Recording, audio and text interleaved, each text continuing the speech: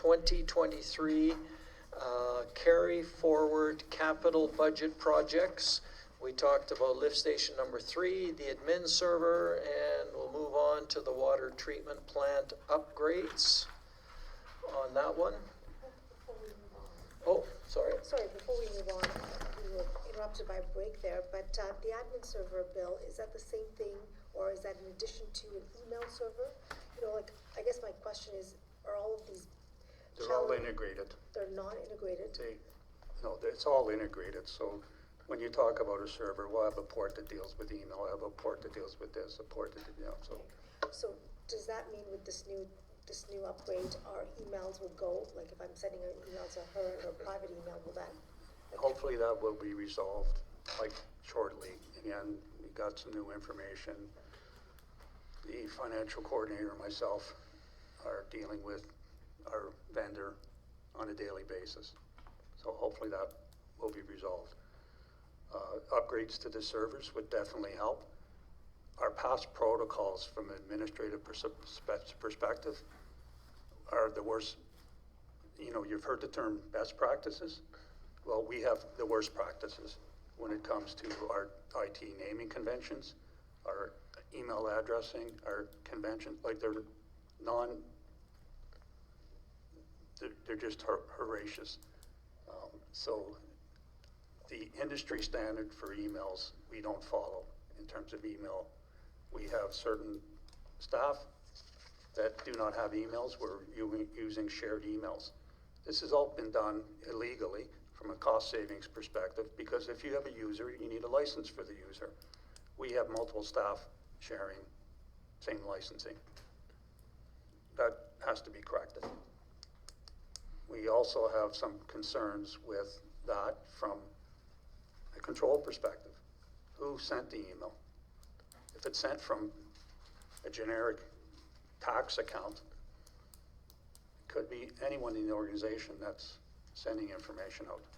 So we have some significant issues that need to be addressed. It's going to cost money to address them. But if we continue our practices, if you think recent events have been bad, you haven't seen anything yet.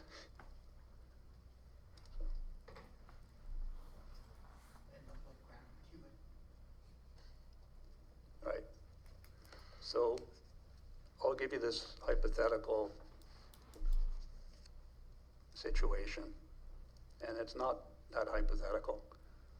The Toronto Public Library had their servers compromised 5 months ago. They still are not up and running. So 2 million library users' personal information has been compromised, and service to the public has been compromised. I would not like to see the town in that situation, council. So unless these funding allocations, and we're talking about relatively small amounts of money, if you look at what we're spending on other type of infrastructure, you know, IT is the nebulous thing in the background that no one understands, but it's also the thing that's running our utility billing, our tax billing, our recreation systems. We are at significant risk associated with provision of public service. Yeah, you know, the trucks out there plowing the street, that's visible. But this infrastructure is critical to maintain public service.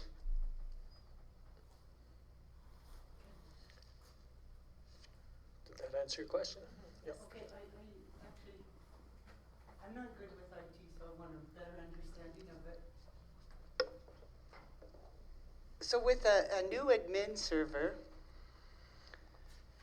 would we be able to then implement remote meter reading? That the server is just a host of letting the information flow from point A to point B. Applications would allow that to happen. So yes, we will be, just like, I forget what date it is, February 15th, the new bulk water system will be up and running. That will allow us to automatically send that information from the water plant to accounting. It will allow the customers to use debit cards and credit cards. There'll be no cash transactions. Eventually, and we have been upgrading our meters over the last number of years for we can do remote reads. To do the transition, we could do that today, but it would probably involve, I'm guessing off the top of my head, and I'll be corrected, but that would probably be a $600,000 expenditure, higher, so I just know. Close to $1 million. Yeah. To convert That's- all our meters in 1 year. Yeah, so $1 million? $1 million. Our meters are not, you know, even though the superintendent's been doing upgrades to the meters, when you're 20 years, if you wait 20 years to start doing the upgrading, you're always going to be behind. That's where we are on all our IT infrastructure. It's gone well beyond the state of good repair. And how many versions of our financial system were you behind? There was a couple versions. Yeah, so when you're 2 or 3 versions behind, the vendors basically say, we're not supporting these versions anymore, you're on your own. We're running a lot of versions of a lot of our business systems that are no longer supported by the vendors. So this isn't new last year. This is an 8-year backlog we're talking about. So it hasn't been actively managed. And I'll leave it at that. So could you start phasing in remote meters, or do you have to do them all in one shot? That's what we've been doing, is phasing them in. But, and you're not talking just water, you're talking water and gas. Yeah. So that's why it's double. A standard 5/8 water meter is almost $700 with the remote capabilities. And without, Without, they're maybe 400. But we have been, as meters go down, we have been replacing those meters with remote capability meters. so And then will that tie into this admin server? eventually, at some time, it probably would. But you also have to buy the product that they sell and attach it to your admin server to make them compatible. So there's still there'd be that upgrade also. So the server, for all intents and purposes, is just a communication box. The whole- Then you have all these applications that are attached to it. Word Perfect, Excel. We have MuniWare, our financial system. You have a recreation system. We have a cemetery system. All that does the business transactions, but all the data is stored on the servers. It's like adding apps to your phone. Right. So your phone is the server. All these apps are the things you want to use. You don't want to use the server and you don't care what's happening behind the scene on your phone. That's what the servers are. So we'll continue to upgrade the servers. The game plan is to go to virtual servers. So you've heard this term, the cloud. Right now, we're buying every piece of hardware. Well, we can go cheaper and use someone else's hardware on a secure site and provide more protection. Currently, every night, a staff member has to take a tape. Remember the old 8-track tapes? We're still using tape backups. We're probably the only, I shouldn't say the only, I would hazard a guess, less than 1% of the business operations in Canada are using tape backup today. Less than 1%, but we're one of the 1%. It's not secure. We're not storing information off-site other than in someone's house. So I'm just saying there's huge risk here, Council. So it's going to take some money, but when you look at the totality of the money, it may seem like a sticker shock in 1 year, but it's because there's been no active game plan we haven't been doing what Vern's been doing for these things. So, it's a challenge. So the game plan is to move as quick as we can, secure the firewall, secure our information. There's huge gaps there right now. And allow us to enhance our operating capabilities. Like I said, the fire chief cannot, sitting in the office across the laneway, send if RFD and save it on the server. He doesn't have access for security reasons, because it's too insecure to allow him to have access right now. If we allow him access, we're opening the back door, and bad things will happen. If we have upgrades done, proper firewalls in, the like, then the chief can send it, put it in the correct file, put it in the council agenda file for May 20th. He can do that. The reports will be there. We're not running around saying, hey chief, where's your report? We haven't got it yet. Oh, I emailed it to you. Well, you know. So there's a lot of operational efficiencies, but the big message is there's too much risk associated with our security and protocols related to security that this has to be dealt with. I'll leave it at that. So I've provided ample warning. So when things do go bad, just remember January 30th and the warnings that were provided.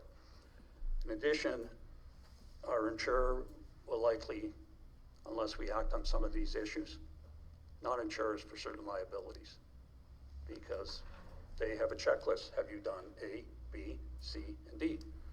Well, we're not checking off all the boxes currently. So there's a risk that we won't even have insurance coverage.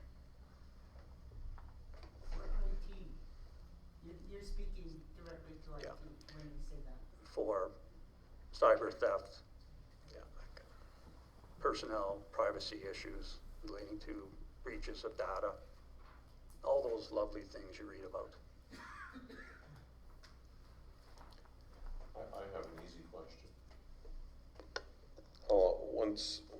Once this is approved, how long would it take to upgrade this? Is this like a week, a month? The totality would likely be the major, would it be talking about a week on site? Is that?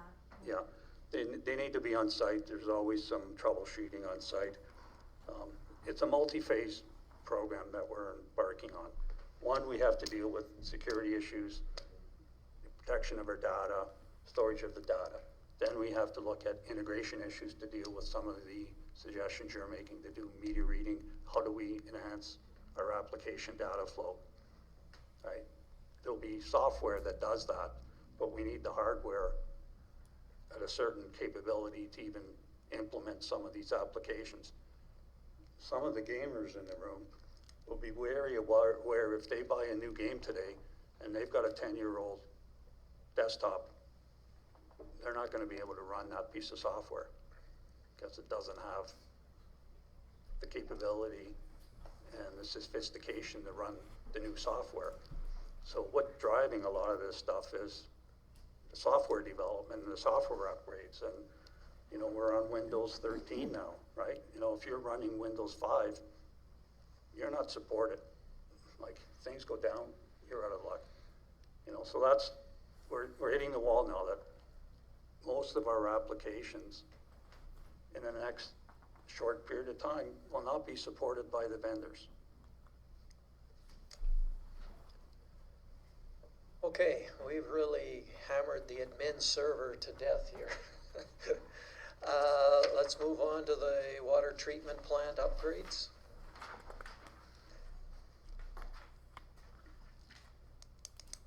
So again, it's a project that was approved by council. We did receive confirmation of funding of the tune of 1.9 million from the provincial government. And the project's raring to go. We're in the design phase. Right. Okay, so why are you looking for to fund it out of unrestricted?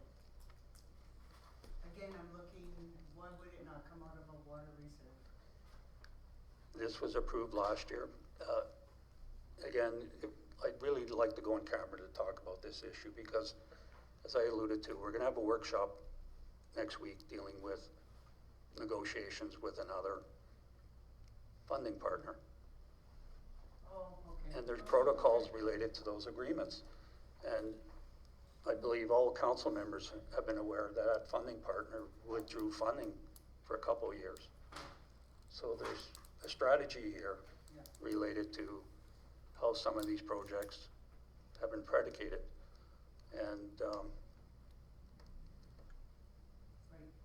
there's risk associated with it. But overall, that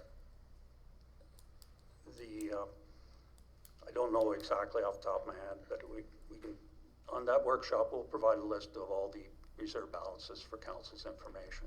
Okay.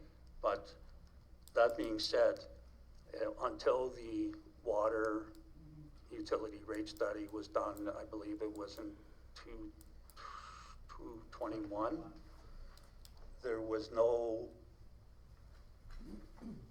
significant contributions going into the water reserve. So annually, there's been around $300,000 going into the water reserve. So at the time this was being approved, there wasn't adequate funds in the water reserve. So it's going to take a number of years to see the fruit of that decision of council to go to full costing related to the utilities. So that's in a nutshell. That being said, at the same time, the council of the day collapsed a lot of the reserves and put the money into unrestricted reserves. So that's another complication. So there is significant money in the unrestricted reserve that likely, in my opinion, should be moved back to other pots of money. But again, it relates to the strategy to deal with the ICF and the risk associated of doing that. Because if a funding partner believes that, well, you got money in this reserve, why should we fund it? Because you gotta remember, the current ICF agreement says the county gets to decide what projects they fund. So that is an issue that I like to discuss at the workshop with council. Okay, anything else here? We got these three carry forward items. I know we talked about them last year, we talked about them this year. Is there any objections to saying carrying them forward?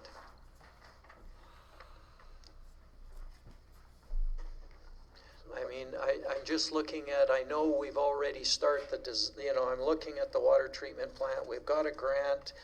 I don't see we've got any way to go back on that one. We need to do it to meet the water treatment standards. We've got a lift station that we've visited. We know what rough shape it's in. We need to get that done to make sure the sewer keeps flowing. And we've got a very outdated server. And I mean, we've identified those last year as high priorities. So, Okay. the water treatment upgrade, it's just an upgrade, it's just as the water treatment plant sits today. It's just as the water treatment plant sits today. Correct. Because if you recall, we had someone come in and ask if we could supply more. Yes, this isn't increasing the capacity, it's just changing the functionality. Well, I will let Vern or So Our maybe CEO I can start talked off. There are some improvements in the plant, so it's Yeah. not that everything's just gonna be the way it was. So yeah. specifically on what's called the SCADA system, there will be some improvements at the plant level. They're costly. It will allow the plant to be more controlled remotely. It will allow other things, but more importantly, it will meet the requirements of our licensing. So without upgrades, we're at risk of losing, licensing capacities because the plant is not up to specs. So when these grants are approved by the provincial authorities, that's part of the balancing act, but allow the superintendent to expand. Yeah, that's part of it. We will be updating the UV systems in there.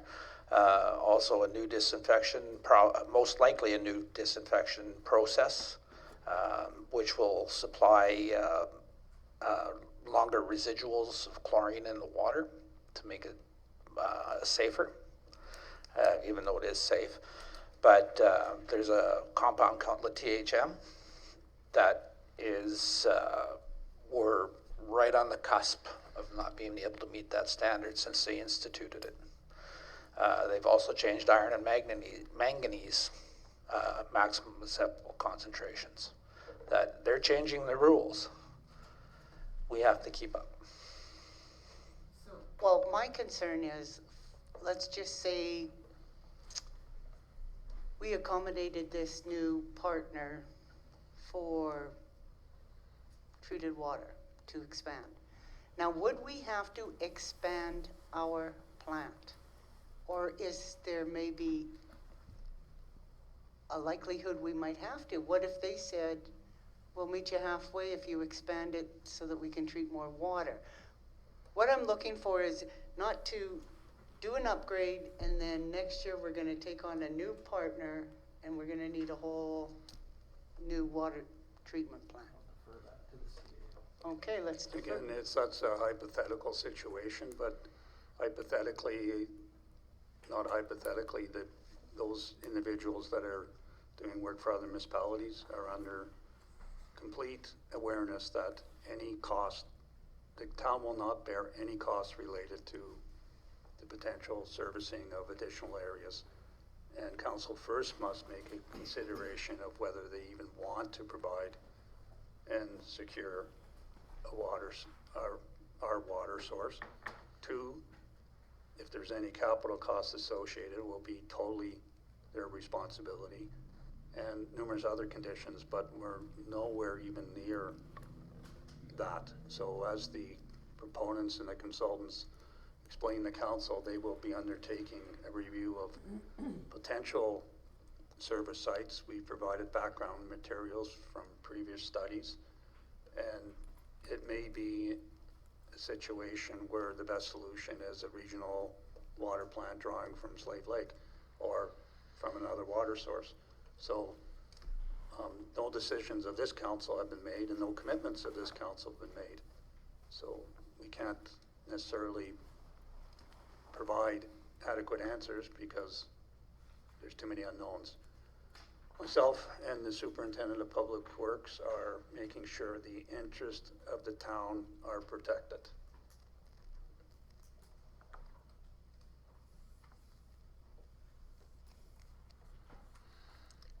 Okay, well, maybe there's this other page that talks about other carry forward projects. Maybe just tell me what that's about before we. So in a nutshell, I'll use one particular project as an example.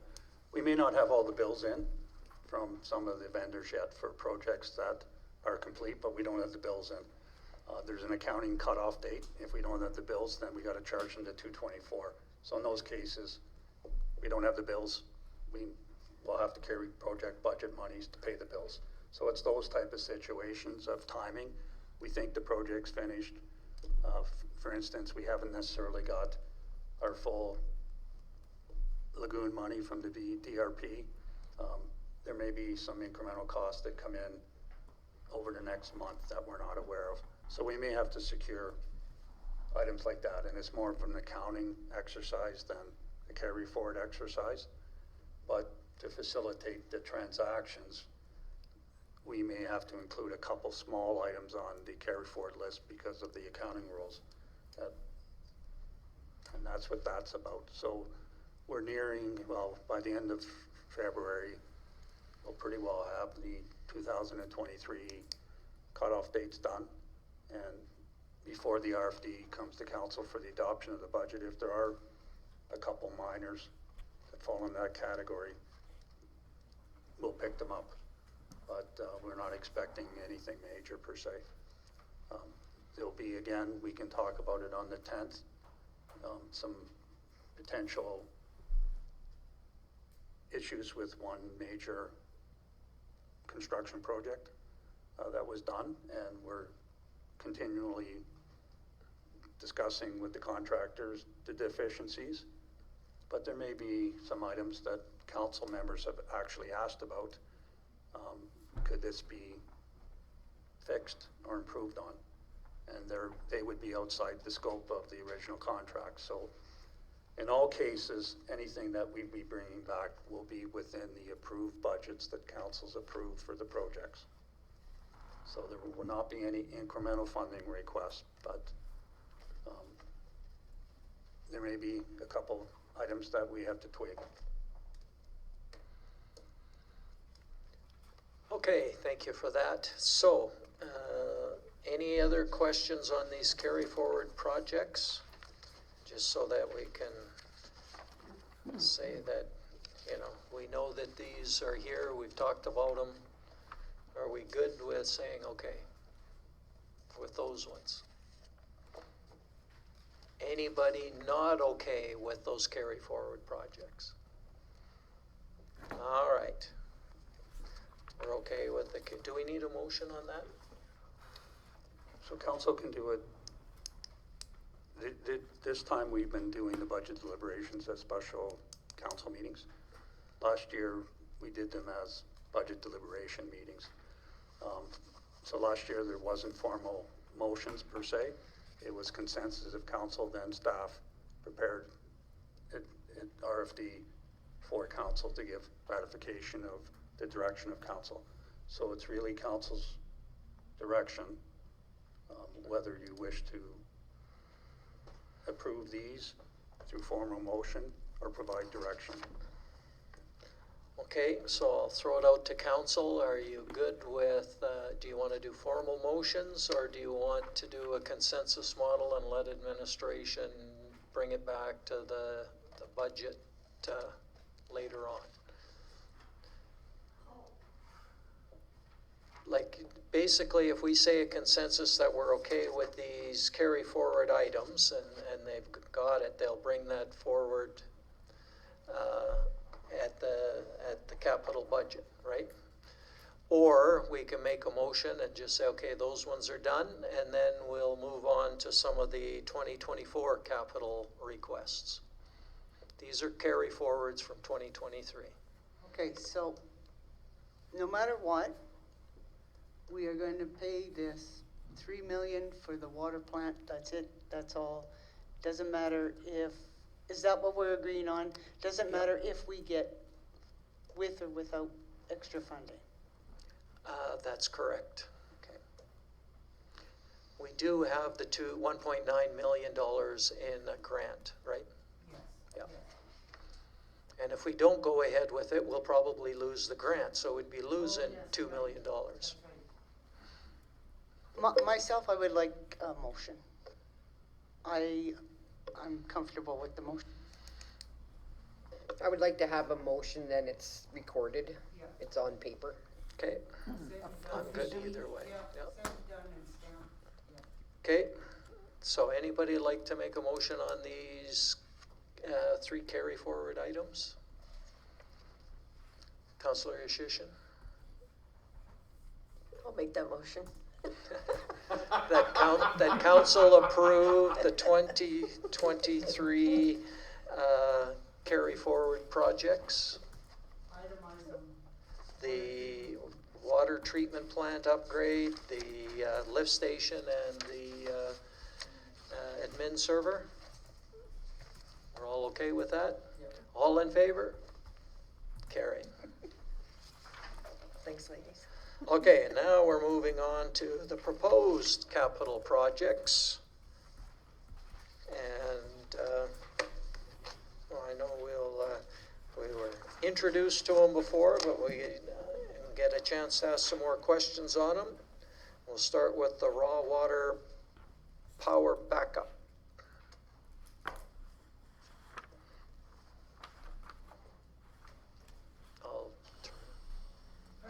One of you two. So maybe I'll just start off.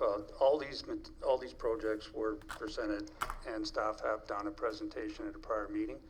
What staff committed to do was go back and potentially modify some of the projects downward, and that's been done. So could I ask the staff that are dealing with any particular project that falls in that situation, such as your road project would be example, where it's coming, but just alert council that this has been revised from what you've previously seen, and you know, we're only gonna, so on this road project, we're only recommending council approve the design and build up, not the actual construction, because the work won't get done in 224 anyways, likely.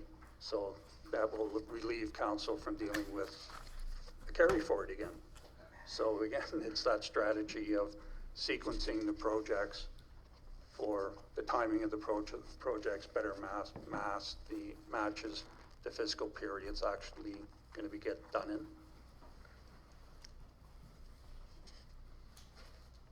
Okay, in particular, the raw water power backup is, we don't have any backup power at the pump house which supplies water to town. And during the fires last year, there was, even periodically throughout the year, there's several power drops out there, which eliminates the ability to produce water. If we had a backup generator out there, then it would kick in, transfer over, it would run the pumps out there and supply the plant with the necessary amount of water that it is to continue normal operations. During the fires, there was times reservoirs were dropping. We never did get to the point that it was out of water, but the possibility was there.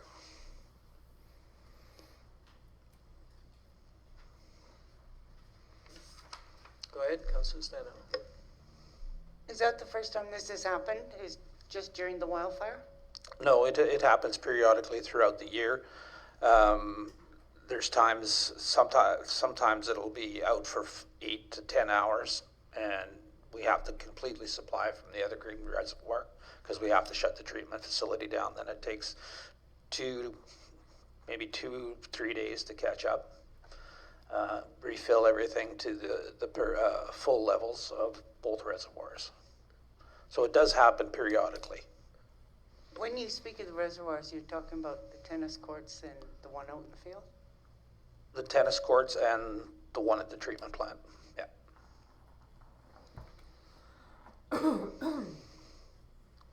The tennis courts is raw water? No, That's it's not treated, it's treated.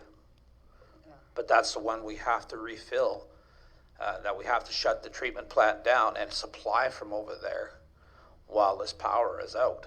And then we have to play catch up. And every time that it goes down, we're endangering ourselves of getting into that semi-critical level over there. This is the one by the airport, correct? Yeah. Yeah, This okay. is the one that supplies the water to the treatment plant. And when it dropped off, we didn't know how long it was going to be off. It could have been off for how many days? And if it would have been off for days, we would have been out of water.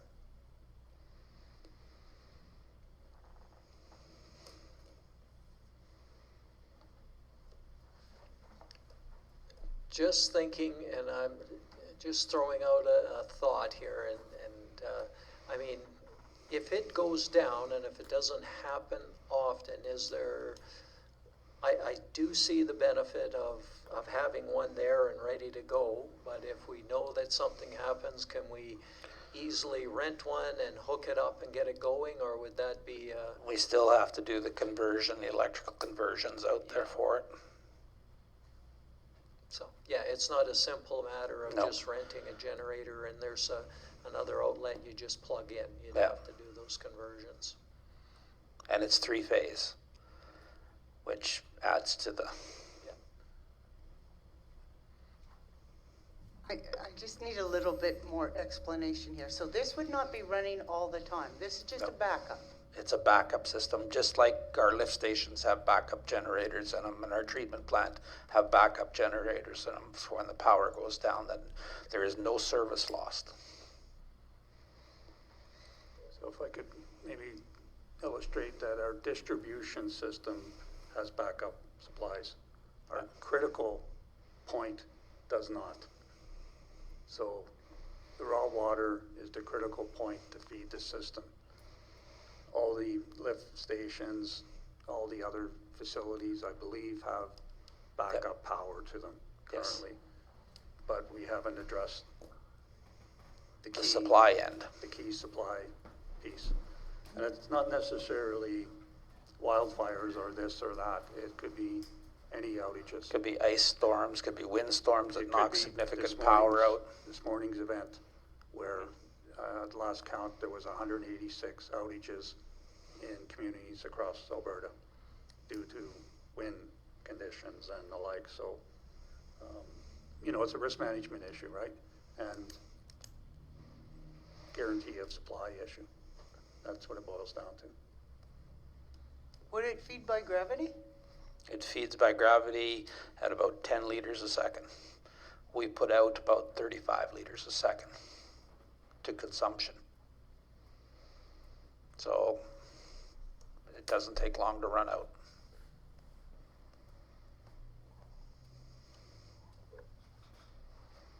And as the reservoir drops from being full, that number goes down because you lose your head pressure, right?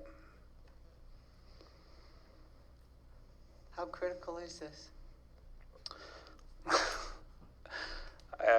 I would say that this is something that should be done.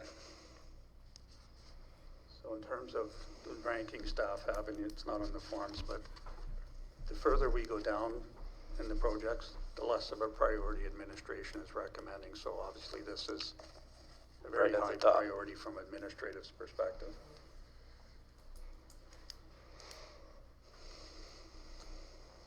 Okay, let me get this straight. We have power out there. Yes, I'm getting feedback. three-phase power that supplies the pumps to pump when everything is normal.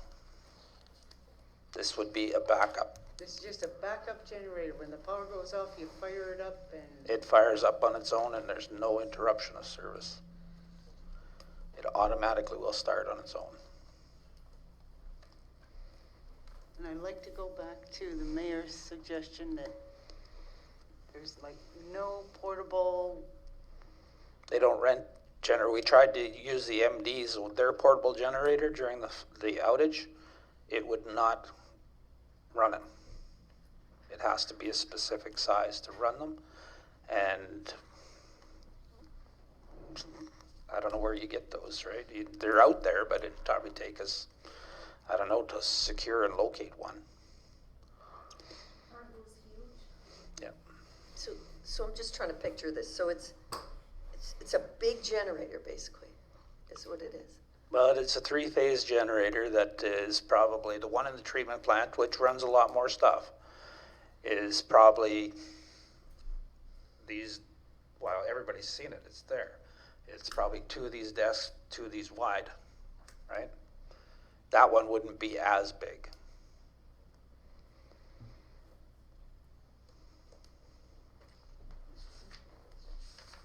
those buildings that we're looking at in this picture, what are we looking at? The one is the pump house, the other one is a storage building. It used to store the raw water pumps that go in the river.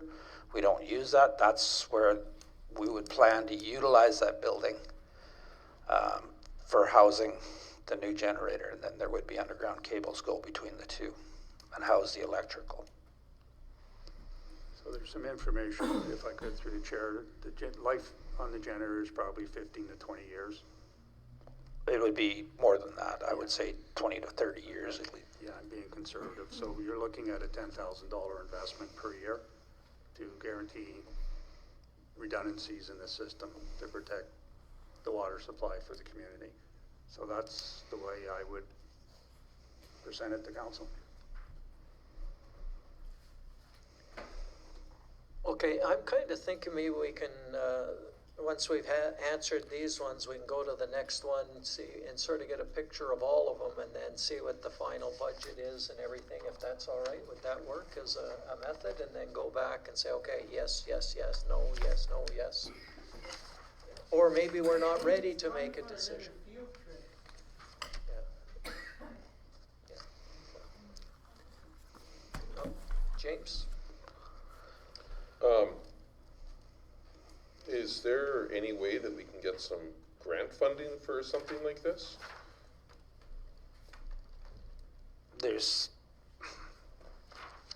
I doubt if I we're see gonna the qualify value for in it. another provincial grant for a few years in regards to an upgrade for water treatment, because we just got, We just got that one, yeah. and this is, yeah. Just as a segue, council may recall that the Minister of Environment and Protected Areas sent a letter to all municipalities asking them what measures they're gonna do in case there's water rationing. They will be asking or directing municipalities, likely, once their command office is hypothetically set up, to implement these items at the municipality's dime. So, in terms of grant programs being available, the minister made that announcement.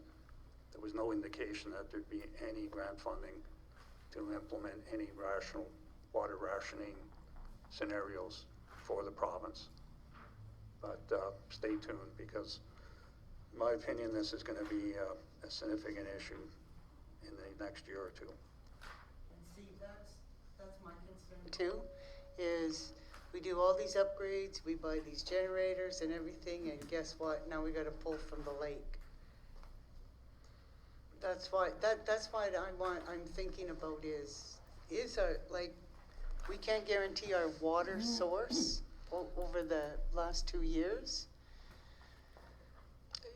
I hear your concern, you know, like, but I think, and correct me if I'm wrong, but if the water's coming from the lake or whether it's coming from the river, it's gonna go to the storage lagoon, the water reservoir, and then it gets from there, it gets pumped to our water treatment plant. So we're still gonna need to pump it or get it from the reservoir to the water treatment plant, and that's what this backup is for. So whether the raw water is getting into the reservoir from the lake or from the river, it's still going to settle there before it gets pumped out.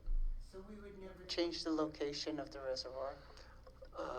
Well, I'm not saying never, but I mean, if we were gonna move the reservoir and pump in, I see it as being pumped to the existing reservoir, because that's a huge, huge expense to build another reservoir. And even if it was, I mean, the generator's gonna be, it could be moved, it's not like it couldn't move. And the way High Prairie holds on to stuff, I think 15 or 20 years is being very conservative. I think it'd be closer to 40 or 50 years we'll have this damn thing. But I'm picturing it, we're going regional. Yeah, but we're still gonna need something to pump the water from the raw water reservoir. That's the issue, is that the water gets there, and we gotta be able to get it from there to the water treatment plant. Yeah, but I'm looking at it as a regional thing where we're gonna build this huge reservoir. That reservoir, Dusart's gonna pull from it, High Prairie's gonna pull from it. That's where my train of thought is going.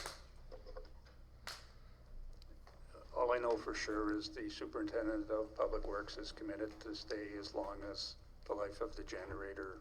Hang on. We need to get out of the way. I think anything that's going to be a regional system is years away. I mean, it would have to be designed, there'd have to be funding, there'd have to be studies, it would be, it's probably. 5-10 years away, even if we got rolling on it right away. And the construction of it would take time, right? Like it's, even if we started to say, okay, we're gonna do this, a minimum of probably 4 or 5 years, and where was the money gonna come from? And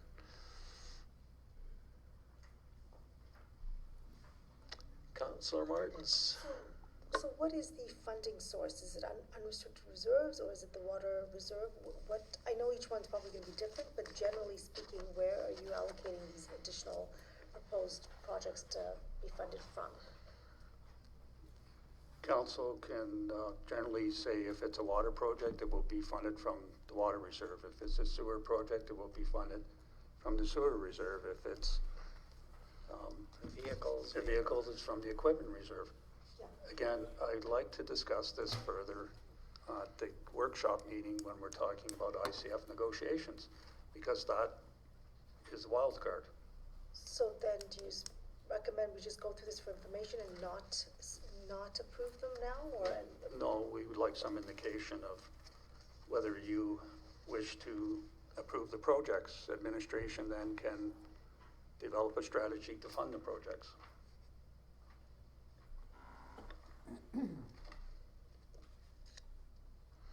Okay, so we've sort of gone over this one, we understand it well. Let's maybe just move to the next one to see what we've got.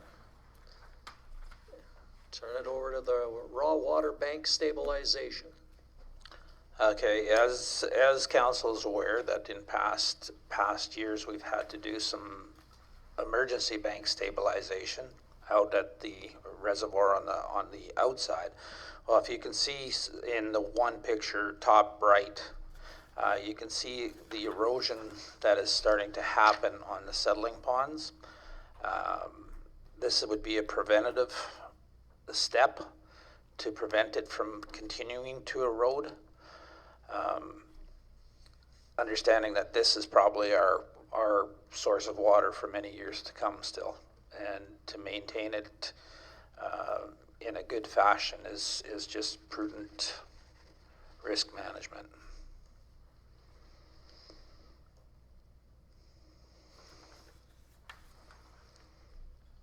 So what are you asking for? They will do the rock stabilization like they have on the big pond, and also top up the rock stabilization that is already there.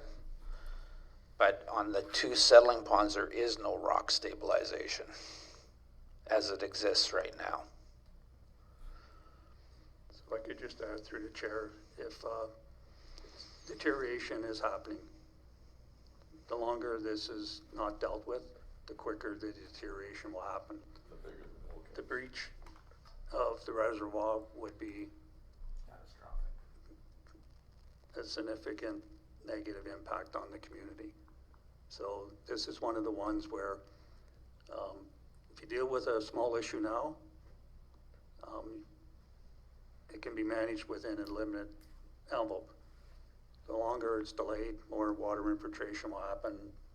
You're looking at a much larger scale of investment.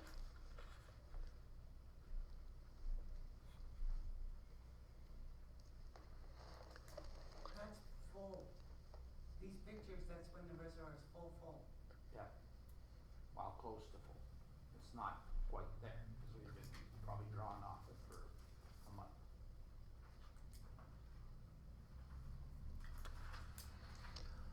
Okay, any more questions on this one? No? Okay, fire hall overhead doors, the next one I've got. And there we go. So, anything to add to what's in the justification and stuff? Not really. Like I said in the report here, I had the doors looked at, and the guy that was there highly recommended that we have a very, very important consideration to replace them because of the age. And in the picture, you can't really see it, but when I did zoom in taking the picture, I believe it was a 1983 install. So it's a few years old. And he indicated that parts would not be able to be replaced if failure does occur. At this point in time, they are operational, but is council wishing to be reactive or proactive, I guess is my question. Because if we are reactive and we leave them as is, they potentially could fail tomorrow, or they could keep on running for another 10 years. I can't predict that. But the ramifications is we won't be able to get trucks out of the hall very quickly. Obviously, we'd be able to get them out, but we'd have to open up other doors and jockey trucks around and all kinds of stuff like that. So it would cause complications. 36,000 for 3 or 1? For three. That's not bad. And I believe that was just in the air. I would actually get quotes to confirm exactly what it is. But when I talked to him, he said roughly in the $10,000 to $12,000 range per door. Three doors installed, turnkey. Yep. It's not a bad. If they last as long as these ones have, it's $900 a year. Yeah. They don't make things like they used to. Those are the best doors that you're looking for. Yeah, they are. They're awesome doors, but again, like I said, I can't predict the lifetime of them. And like I said, they could last another 10 years. They could fail tomorrow. So Would you keep these old doors just in case the new ones kinda, to keep them around, yeah, like, well, I have no place to store them, but if Vern wants to store them out at theirs. don't they fold up into panels? Yeah, they fold up. They come apart into the panels. They're about 2 feet. And you know, to say whether or not we could keep the door part and just replace the hardware, I don't think that's a wise. And I don't know if you could actually do that. No, So no, but, you know, like I said, the older ones were the better ones than what they make today. and I also didn't research the insulation value, but there could be potential insulation value increase in the newer doors, which would reduce the overall heating, because they are a large part of that east-facing wall. They are the east-facing wall. They are the east-facing wall, yeah. Okay, anything, oh, Sorry, Trevor, are these manually openable? Oh, heck no. No, they're motorized. And actually, to make them remote or motorized, I actually had to do a little bit of research, find a makeshift opener that adapted to these, because these were so old that you couldn't actually there's no remotes with them. They're just wall control. So they are remote control operated, but through jerry rigging. That works. all right. Any other questions on the fire doors? Everybody understands why they're needed and the danger? Okay. The administration sidewalk. Yes, we all are very familiar with that sidewalk. And I'll throw it out there to Vern. You can see that we have tried to repair and fix and make them somewhat functional. I think everybody's navigated these at some time and did a little stumble, caught themselves on the wall. It pretty much speaks for itself. This is, again, I hate saying it because I get it, we're spending money, but, you know, $40,000 to avoid a potential costly lawsuit, to me, is money well spent. See, I don't want to go concrete. Have you searched out any other options? Because you know how concrete shifts, and I pay attention to back there that there seems to be, like in the winter, there's a separation between the wall and the concrete, but in summer it's back down with the frost heaves. Have you considered any other material other than concrete? We haven't researched any other material other than concrete just because we were replacing the existing, matching it up with what is still functionable. So what I'm referring is to the EcoFlex, the rubber mats. They can recover that. You buy mats and it recovers it. Made out of recycled tires, doesn't heave like concrete. Is there any possibility we could price that out? We could look into pricing that and see what council's desire is. I'm not sure what aesthetics it would look like, but it's the back we're talking about here, right? it's portions of that side as well. It's not just the back part. And I'll stand corrected, but part of the issue is we can do rubberized mats on top, but we still would be a large expenditure to rationalize the subsurface to lay the mats on. So that's the trade-off. In addition, the electrical services they have to meet code. And I don't believe those mats would allow us to meet code relating to the electrical system out there. So that's the other component, but we can get a definitive answer on that. But because of the integration of electrical service, they're not going to survive with rubberized mats. Normally these type of sidewalks are 35 years to 40 years if they're done correctly. I would assert that this has been done 3 or 4 times, so it's never had a rebuild. This has never had a So rebuild. what would be your life expectation of life This expectancy? concrete that's there right now, No, of new concrete.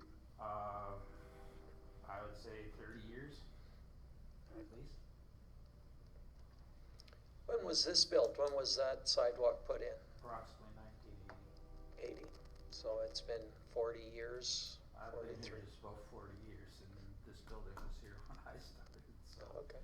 I'm just kind of putting timelines together when the old town office was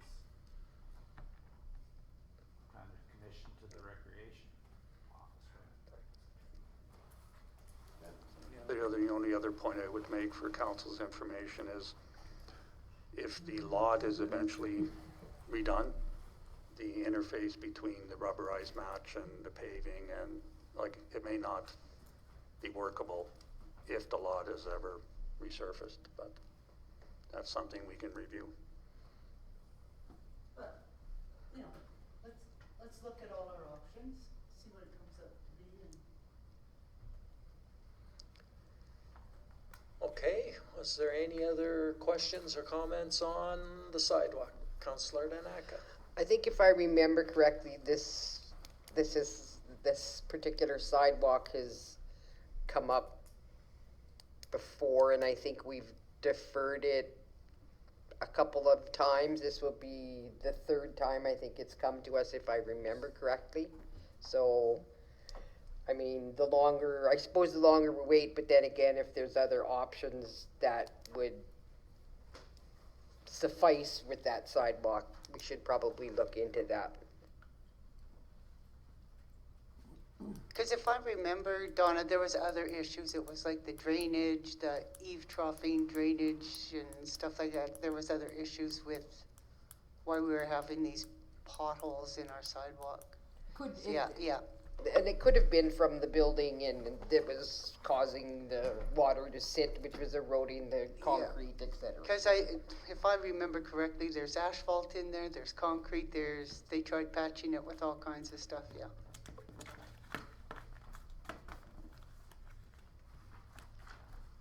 All right, last call on the sidewalk for any comments? Seeing none. Walking trail enhancement and replacement. Unfortunately, a couple of years ago, we got a grant from TOCO to redo some of the trails. Unfortunately, it wasn't enough. I've taken some pictures of one section of the trails, and another section, I don't have pictures of it, but it's the one that goes along the highway is completely gone. We want to do a 2-year program to try and rectify those bad areas to make them a lot less liable to get a suit. So why is this in roads and not in recreation? I can deal with that, and we'll be dealing with that at the January 10th meeting again.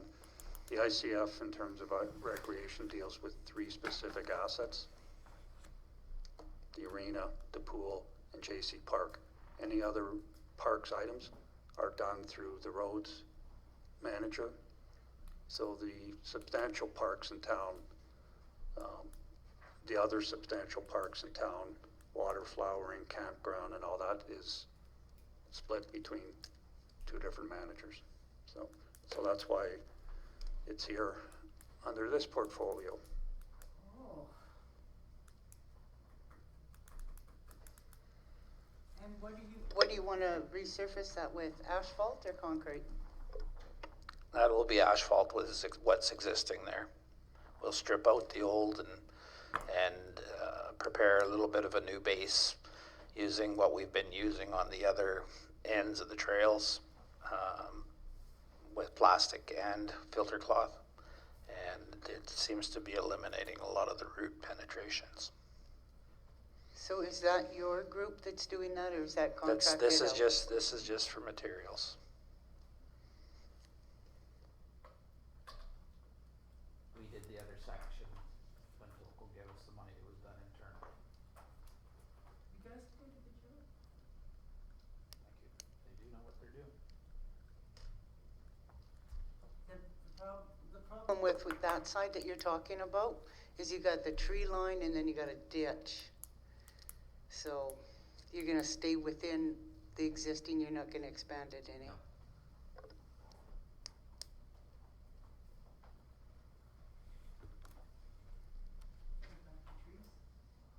trim the trees a bit, so two people can walk together, we don't have to walk single file? Are those trees on the Elks or are they in the ditch? Then we'd have to talk to the Elks because those are their trees.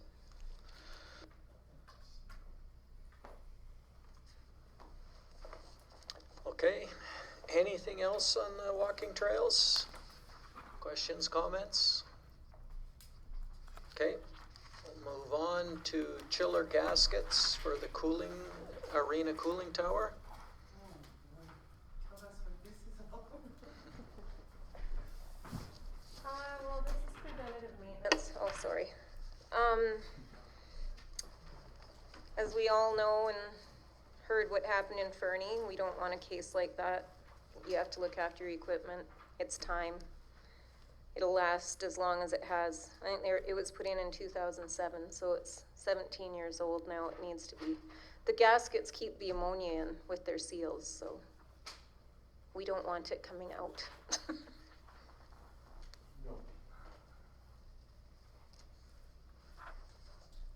That's it. That's it? Well, it's pretty straightforward there. It's, ammonia, we don't need a World War I battlefield in our sports palace, right? It's poison gas. No, I know what ammonia is, but Yeah. what does it do? How does it contribute to the arena? What does it do? It cools the ice? There's ammonia and brine in the chiller in separate tubes, and they pass by each other, and when the brine comes out of the floor, it's warm, so it can't freeze the ice anymore. So the ammonia has to go by it to take the heat out of it. It's another heat exchange. So they're doing their own cycles. The brine is going into the floor and into the chiller. And the ammonia is passing the brine, and now it's too warm to cool the brine again. So that's when it goes out and gets cooled off by the cooling tower into a liquid. And then I could explain the whole system to you guys, but you're gonna look at me like, what? Anyway, it's a heat exchanger. It takes the heat out of the brine so that we can have brine in the floor of the ice surface to freeze the ice. And the reason that most arenas use, or municipalities use ammonia is because it's cheap.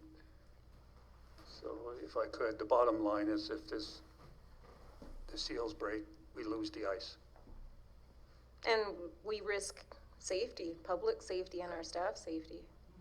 That's the biggest thing.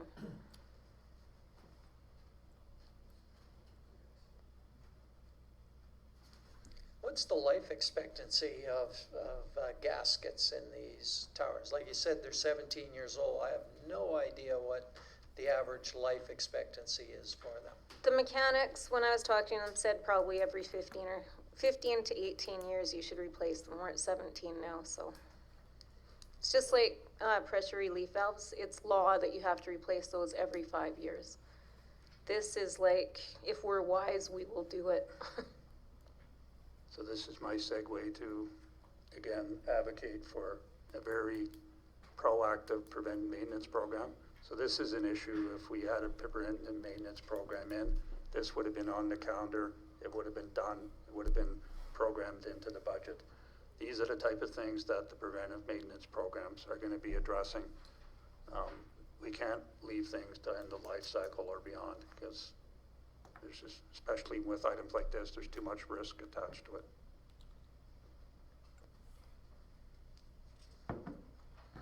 All right, thank you for that. Any other questions on the chiller gaskets? All right, I don't see any, so we'll move on to the lawnmower. What's that? I didn't hear. Oh, bubble gum won't work, yeah. Has a gasket, yeah. So is That that, whole thing, the gasket? No, there's several gaskets in Okay. it. And they have to drain all the ammonia out and whatnot. okay, they recycle, they keep that ammonia? Oh, yeah, it goes back in, yep. So, talk to me about the lawnmower. 1997. It has been Frankensteined and pieced back together many times. Rick is very good at that, but he can't get it to run anymore. We've had it over at John Deere trying to be fixed. This obviously is not a picture of it. This is the one we would like to have. I had quotes from 3 different dealers for commercial mowers, and we think this would be the best one, and it's $18,000, and I mean, if it lasts us for 27 years, it's pretty good. And the boys need it out in JC Park for all the ball diamonds, and they mow all around the walking trails and everything too. Mike helped us get through the summer with one of his guys going out there and mowing for us once in a while, and they also do the pool. I think that's an important point council should be aware of. Wherever there's opportunities to share equipment across departments, we're encouraging that to happen, and it has been happening. But we're just having, which you'll see in upcoming slides, we will be taking some equipment out of service because of safety concerns. And or they're just out of commission. Yeah, without this, we're down to one mower.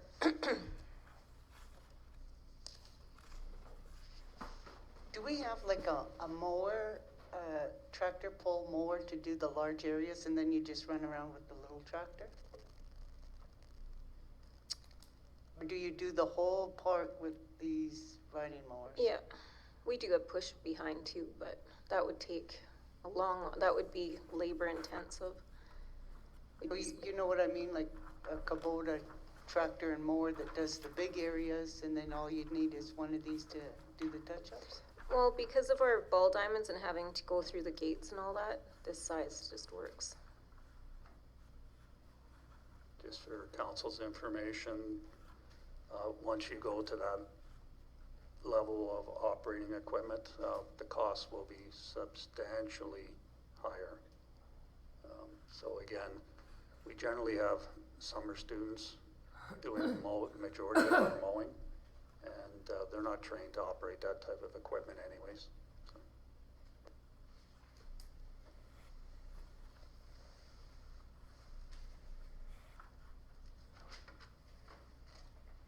All right, any other questions on a lawnmower? The natural gas furnaces. So we had a quote for all 4 of them to be done. A couple of contractors that came in said they won't even quote them. One said, he suggested, replacing the downstairs ones. They're the most critical. They were put in the 80s, because the ones upstairs we can still get parts for. They were put in the 90s. And we were trying to choose which was the most critical for capital, and these definitely are. We're having issues with them, so they do need to be replaced. They look like World War II when you go in there, so. Just that from an operating efficiency, these area furnaces are probably around 60% efficiency. Any new ones are generally 90% or plus efficiency, so there will be significant utility savings attached to the replacement, so. Councillor Wakel. The 65 here, is that for all of the furnaces, or is that just for the ones from the 80s? It's probably just for these two. We could be a little off because the quote was 77,000 for all four, but we're ballparking. And the only one I could get a quote from so far is Nordic Mechanical that looks after the pool HVAC. Probably the fact that there's savings. My question would be around grants for these furnaces. I know that there's tends to be a lot of grants to upgrade your furnaces and that kind of thing. So is there no grants available? We haven't applied for any of them, but I could, but that will probably delay it. And once you award the project, you usually can't do a grant, so we would have to look into that right away, I guess, and try it. But We will endeavor to do that. In addition, like, there's not necessarily grants, but there are evergreening financing mechanisms, either through FCM has a program specifically to do that, where they advance the money, you repay them through the utility savings. Oh, yeah. So there's no capital expenditures per se. Whether they would consider, generally they're looking for a full facility energy retrofit rather than one or two components, but we can investigate that. Yeah, I would just think, because, you usually go and hear about all of these grants available for that sort of thing, and maybe we can get the 4 done for, with a grant for the price of 2. That's, that's just my comment. I'd like to see if that's available and see what we could get for it. Didn't the golf club get some kind of grant when they did their meeting? I can't remember. I know they had to do theirs, but I don't know if they got a grant. Or maybe the grant was from the town and the county, I don't know. We had to match them. Yeah, oh, maybe it was. It was a few years ago, but I thought, when you started talking about grants, I thought the golf course got some kind of grant for their heating. Okay, anything else? Understanding the furnaces? Okay, the aquatic center fire alarm upgrade. I think Trevor will speak to this, but it's critical that we replace it. We can't get parts for it anymore. So when you walk in the pool right now, it would be beeping, but we've been given permission to silence it because we know what's going on. It's come from an old smoke detector in the women's dressing room, and we tried finding one somewhere. I even tried like every online source I could imagine, but they just don't make them anymore. So, and then when you call the electrical companies, they're like, really, you still have that? So anyway, we do need to replace it as soon as possible. It will still go into alarm, but when people walk in there, it looks like something's wrong with it because there's lights flashing and stuff. So they do comment and ask. So this should jump the queue from this should be one of those high priority ones then. Yeah, that would be up to council. I would say this one would go ahead of the sidewalk repair. Okay, anything else on the fire alarm? Is this just an estimate, or that's what it would, again, install turnkey? It's installed yet. Just to make sure council's on the same page, all these are estimates. Once we go out to tender an award, we'll find out what the actual prices are, but it's premature to get, we've got some indications of cost, but they're not formal quotes by contractors yet, so. They're good guesses. Yes. The contractors told me that they usually run 30,000, so. You always get a different price once Yeah. the work's available. But when they bid on something, they give you a set price, so.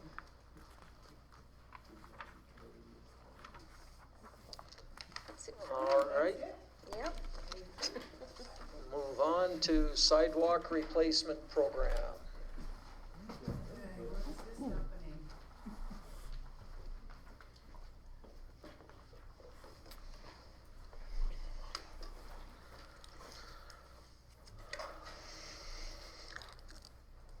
This here is, I think everybody is aware of a lot of our sidewalk issues we have in town. This would be money to start addressing those issues on an annual basis.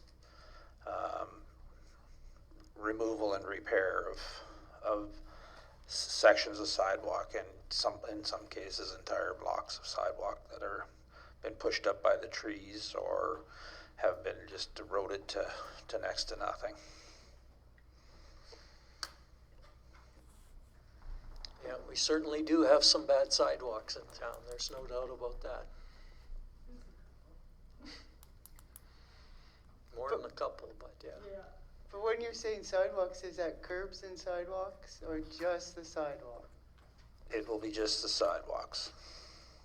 There's a lot of places where these trees and have pushed them up that are separate from the curb. They're not monolithic sidewalks. If I could, through the chair, the consequences of deferring, I missed out a couple points there. Given the severity of some trip hazards, we will be required to do some grinding, painting. We have to let the residents know that this is a hazard. If not, there's significant risk associated with not doing those preventive maintenance. So if council decides not to fund this program, and this is one where you can decide it can be started at 25,000, started at 50,000, but we need an annual allocation to address the problem. That's notwithstanding, we're doing risk assessments around our facilities, and sidewalks has been identified as in a concern area. So, you know, we're gonna have to start grinding some of them anyways to mitigate our risk associated with liability claims. So it's quite common that, you know, you have to paint them with spray orange paint, grind them if there's major differentials in the leveling. The town hasn't necessarily been doing that proactively, but there's significant risk there. Let me leave it at that.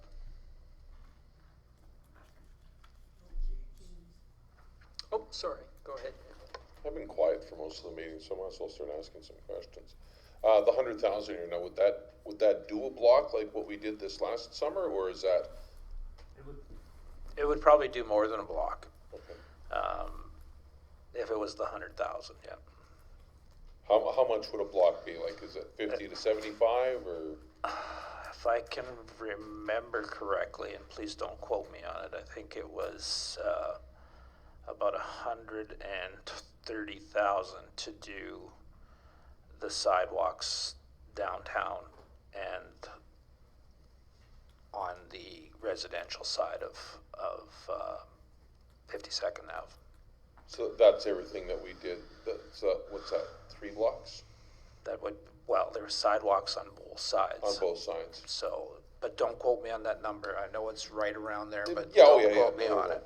I'm not taking you to court with it, just I wanted a ballpark. Yeah, but that's also as part of a big contract too, that you get a way better pricing, right? Right. So what are the implications if there's a water main break? Well, and you gotta dig up the sidewalk. Cause it seems to me before we were planning our sidewalks with our road work. In certain areas it was done that way, in other areas it was not.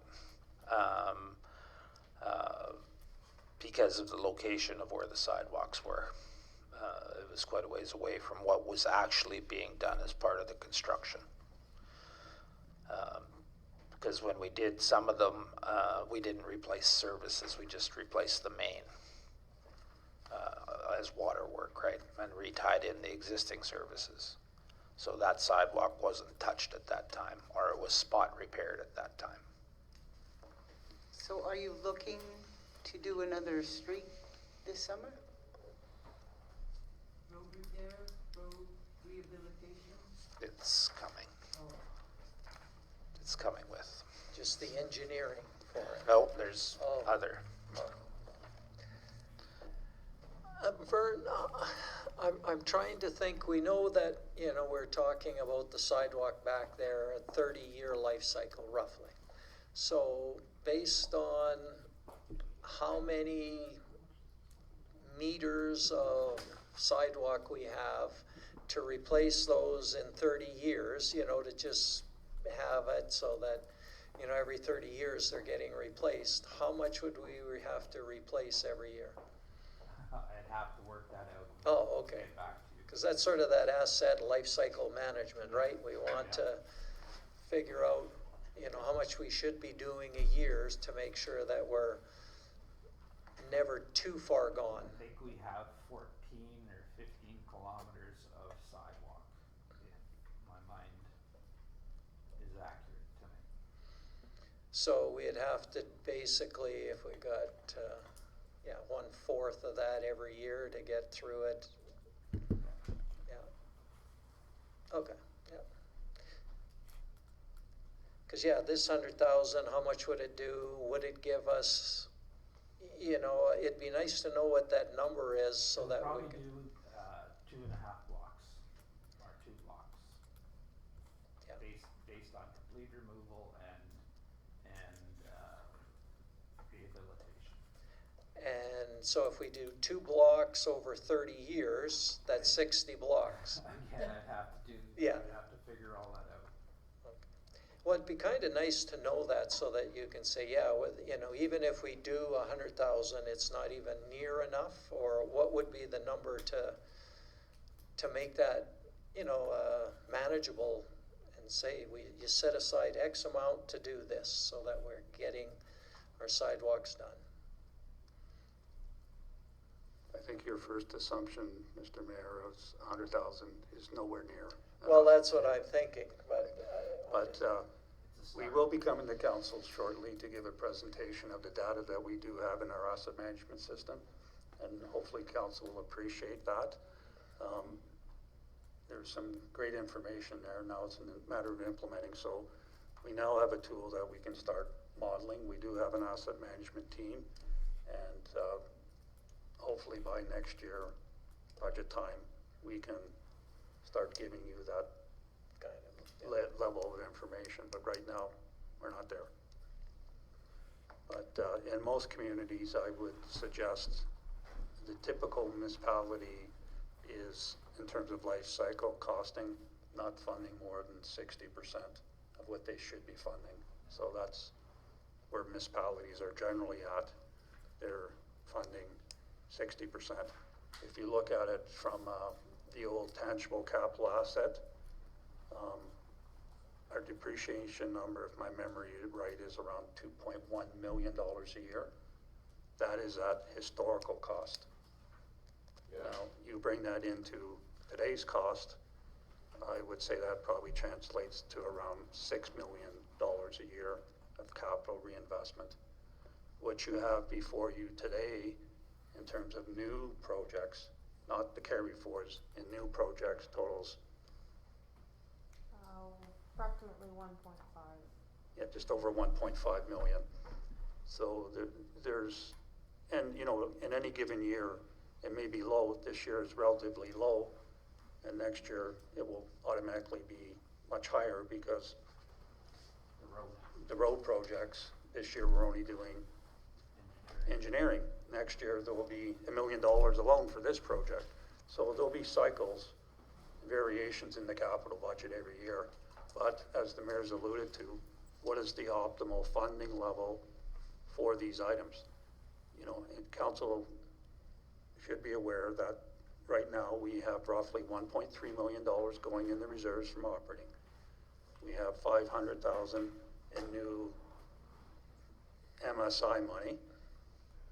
We have 150,000 from gas tax money, and hopefully we will have 800,000 from county money. So that's the funding infusion each year. So if you add those up, sorry, it wasn't adding them up, but 1.3, 2 million, around 3 million. So 3 million is available every year. We do have monies in reserves, and hopefully we'll get one-time grants for some larger projects. But in terms of an optimal funding level, as the water study showed, we're far from an optimal funding level. So that, that resulted in significant rate increases in some of the water, and likewise sewer. But that modeling needs to be done for all the assets in the municipality. So right now, it's a transition, but it will be a struggle to get to that optimum capital level without further deterioration of the asset base across the municipality. So, but we're working on it. Where's this money coming from for sidewalks? Sorry for. For the sidewalks? What, It would be coming out of the unrestricted reserve. oh, So, again, if you go back, and I can't remember what page that's on, Shanda, can you help me out? Way back on the operating budget, there was a slide saying what the contributions to each of the reserves would be. Anyways, we'll provide that information again to council, but I guess roads have a reserve? yes.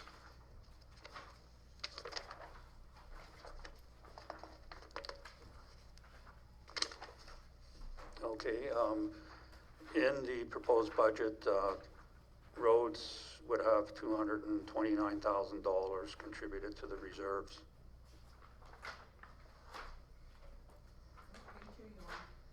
I'm way back on a presentation that was done, tab 1, on page 46.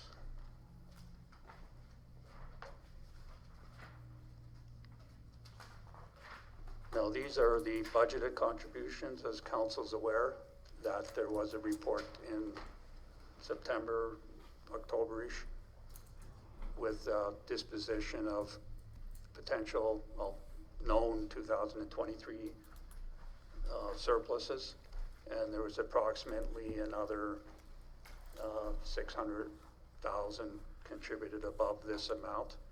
So in reality, the 2002-3 contributions to reserve was closer to 1.9 million that went into reserves in 223.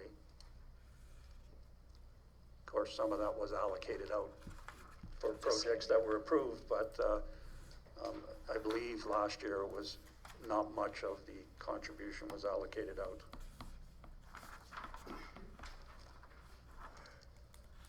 Okay, anything else on sidewalk replacement?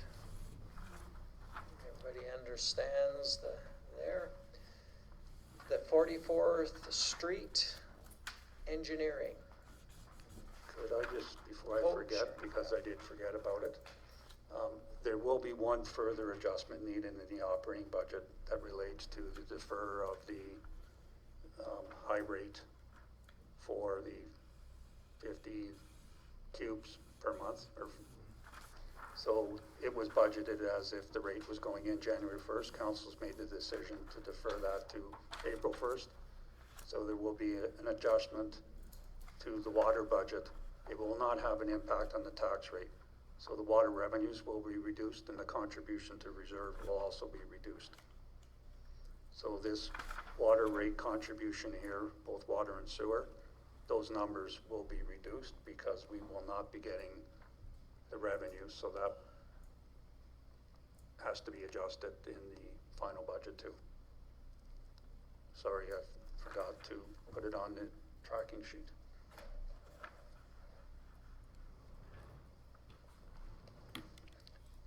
Okay, Originally, 44th Street was in as a full-fledged project, and I think it was 1.8 million. Being that we are where we are in the year, it's best that we just get the engineering done and for early release, or late fall or early winter release, and I think we'll get our best bang for our buck with that. I think maybe that's what we should be doing in the future years looking forward, is engineering for 1 year and then the tender the project the following year, so everything, all the ducks are in a row for projects to be let out late fall, early winter, so that we have an accurate number. We get best bidding because people are looking for jobs for the upcoming construction season. So that's why we're asking for the engineering on this street.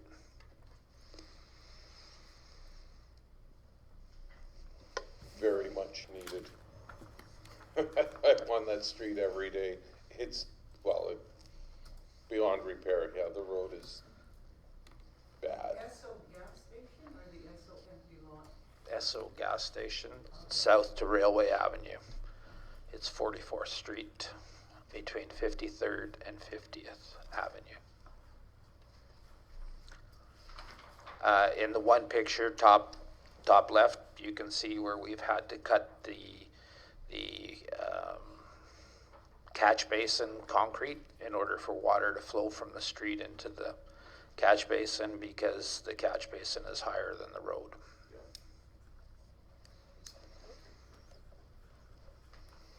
$70,000 for engineering. That's a rough estimate, and it would be probably less than that, but whatever number isn't used in that would be carried forward to the overall project and deducted from the overall project.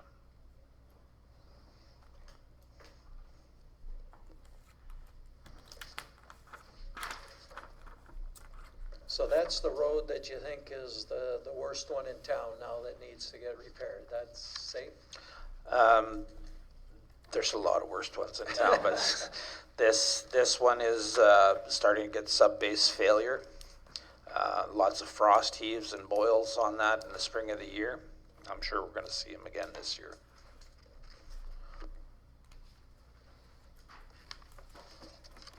Okay, any other questions on this one? Okay, moving on to the 2-ton truck. As you can see, this is one of the trucks that will be being pulled out of service. It has a dump box on it for smaller landscaping jobs and that purposing. We're not asking to buy a new one. We're asking to find a gently used one, like we did with the new bucket truck. We would source some different vehicles and keep it within this budget.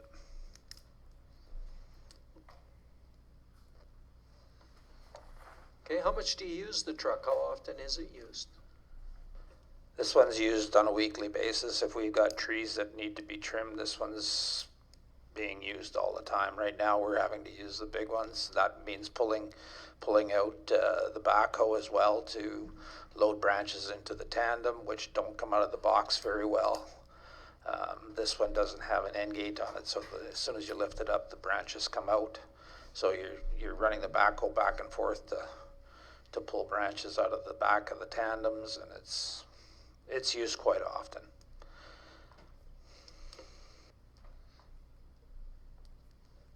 But it won't be anymore. No. Come on, you didn't even get 40 years out of it, Fred. That was about the year I started. Okay, any other question on the 2-ton? Let's go to the, how many more have we got before we get to, I want to see the total, but okay, there's another few. What time are we at? 9 o'clock. How are you guys doing before we go? Do you need another break, or you need a bit? So again, the total of all the new 2024 projects is roughly just over 1.5 million. Can we have the exact number? $1,538,500. $1,538,500. 1.5. To now. No, No, in total. That's the total of the 2024 project.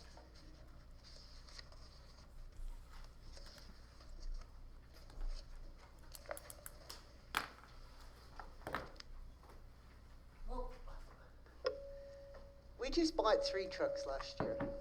What did we buy?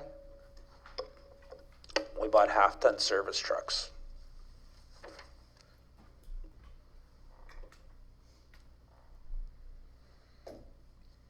So this is somewhat of a complicated issue. This vehicle is not roadworthy. It will be taken out of service.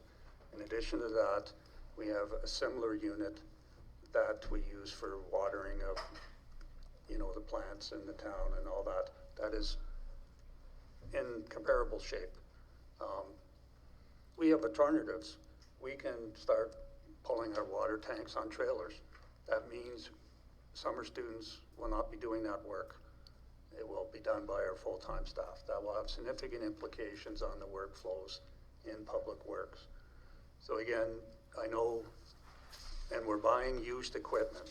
This new vehicle, if we bought this 2-ton utility truck new, we're looking at $140,000, $150,000 minimum. So we're trying to economize to get the best bang for the buck. But as you can see, the condition of this vehicle, we didn't get a good picture of the floor, but the floorboards are gone.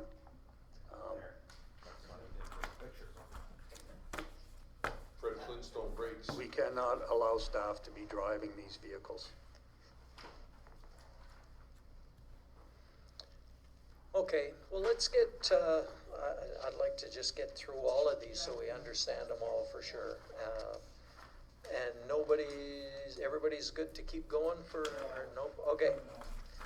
We'll keep going, we'll go with firewall upgrades. We've sort of been talking about that, but this ask is for 50,000. What be included in all of that? It's the same, basically firework, networking, wiring upgrades in the building. We can't optimize our internet because our wiring isn't up to snuff. It's 2 generations behind. We won't get into technical stuff, but they have Cat 4, Cat 5, Cat 6 wiring. We're way behind. We can't optimize our network with the existing wiring. There's also upgrades we like to do to the council chamber. It's around $4,000 to $7,000 depending on the solution to provide better broadcasting of the council meetings, integration with,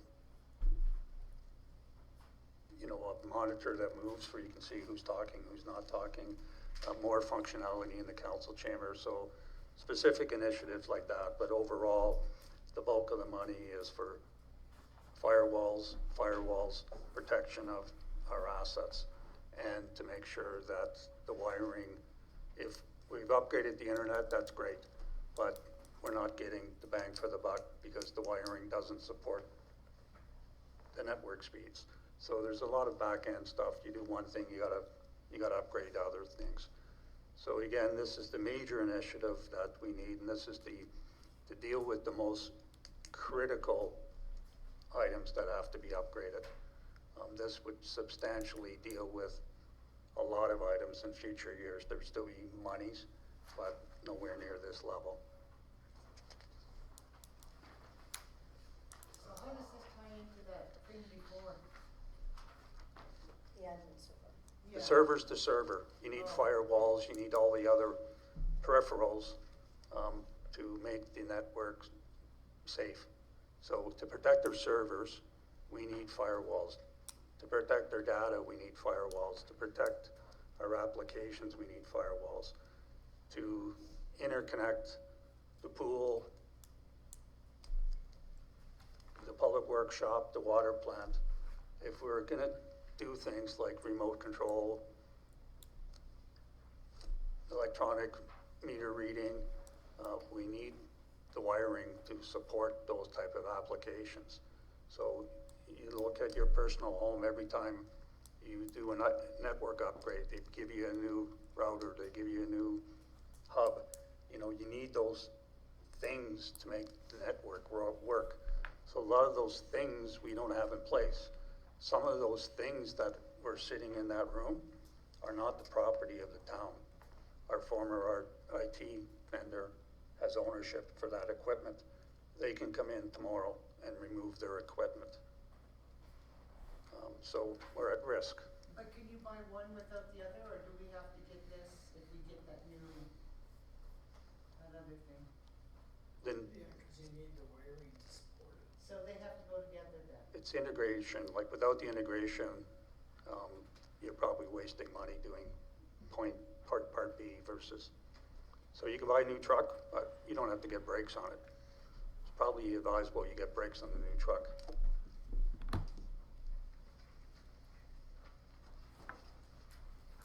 So, what you're saying then is if we go with this server,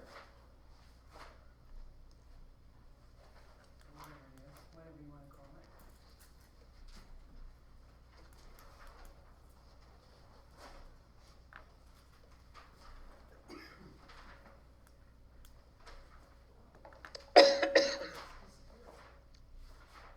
Second page on the flip side. Report? Second page. Of the proposed. It's in the carry, okay. So there's no point in getting this admin server if we're not gonna get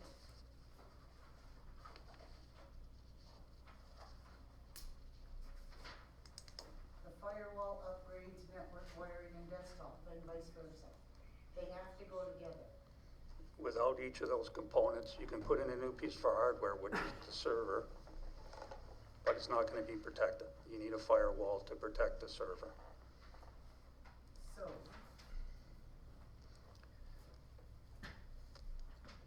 So I think I can say too that you don't need to have new wiring, but you've got the ability to, have a high-speed internet, but because your wiring won't allow it, you're throttling it down from, 1,000 megabytes down to 50. So what's the use of having 1,000 megabytes fiber coming in when the wiring can only handle 50? So you're throttling it back. You want to get the good connection speeds to the desktop, and that runs from the server right through to the desktop. So you need to make sure you got the proper wiring to get it there.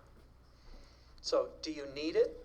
No. You could have the new server and not put in the wiring, but again, I was yeah, I mentioning. get what you're saying, but Yeah. it's a catch-22 though, right? Yeah, it's all part of upgrading. Probably that,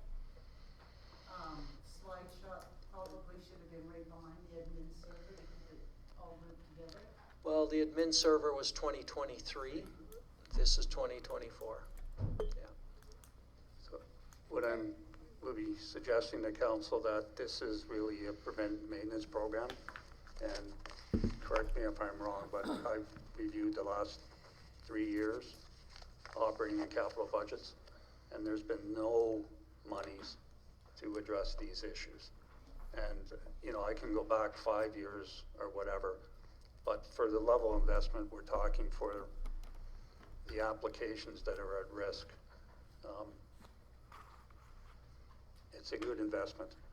I can provide probably 50 articles related to municipalities that have been breached because they haven't addressed these issues over the last 2 years. And some of those, in the case of one municipality that I'm aware of in Alberta, the breach cost them $2 million. So a little protection up front or risk down. So there's lots of municipalities, small and large in Canada, that have had compromise to their IT systems, and it's occurring at a much more rapid rate. If you're sophisticated, I'll use one of my sons as an example. He has a contract with some major financial institutions, and his only purpose is to hack into their systems. And he gets paid to do that because they want to know what risks are out there. So, given the state of our infrastructure, we've had numerous probes into our system. I would say over the last 3 months since we moved to the new vendor, we get an incident report. We have numerous probes on our system every week now to look for weaknesses, but they're being blocked. So we're at risk. What can I say? Okay. Moving on then to columbarium. $50,000. So this is a concept that a lot of communities have. Our current cemetery, you know, the individuals buy a plot, but then they have to go out and get someone to dig the grave and other particulars. So we don't provide full service. This will be more full service because there's no digging involved per se once it's installed. If council wishes, like, council can approve any capital projects during the year. There's some missing pieces of information related to this, specifically the pricing strategy related to the, I don't know what the correct word is, but for your piece Your of mailbox. for your everlasting resting place. But there's no pricing strategy related to it. Most municipalities have a pricing strategy. If this is a 1, 2, 3, 4, 5 level condominium, you pay a higher price for the top unit versus the lower unit. So there may be differential. The pricing differentials would not be the same as what we're charging for plots. Let me leave it at that. But we haven't got far enough in to figure out what that pricing strategy is going to be. I would suggest council review it and likely have this one referred back for further report for that pricing strategy can match the potential of capital expenditure. But right now, we just haven't had the time to figure out a valid and good pricing strategy. It may be that it's 5 times or 3 times or 2 times more than a plot, and that may not be suitable for this community. So this one's a work in process. Councillor Wakel? I like the idea. The south section is being prepared. How many plots are there in the south section? Or approximately, how many will it be? Like, is it 20? Is it 50? Is it 100? Probably in the new area, there's probably where that new header was put in. Yeah. There's probably another 40 or 50 somewhere. I think the number's closer to 40. Yeah. There is additional capacities, Yeah. but that will result in some tree lossage in the cemetery. Yeah. And how many guests do we get a year? Approximately, like it's. So we actually had more in 223 because we are pre-selling. So past practice has been when the person's passed away, they'd come in and buy a plot. We have now a pre-purchase plan. So that accelerated the number of purchases in 223. I would estimate it was probably 10 to 12 in 223. Is that it? Yep, 10 or so. So really, realistically, we've got about 4 years left. But there is additional capacities for further expansion, but it would result in a realignment of the cemetery, yes.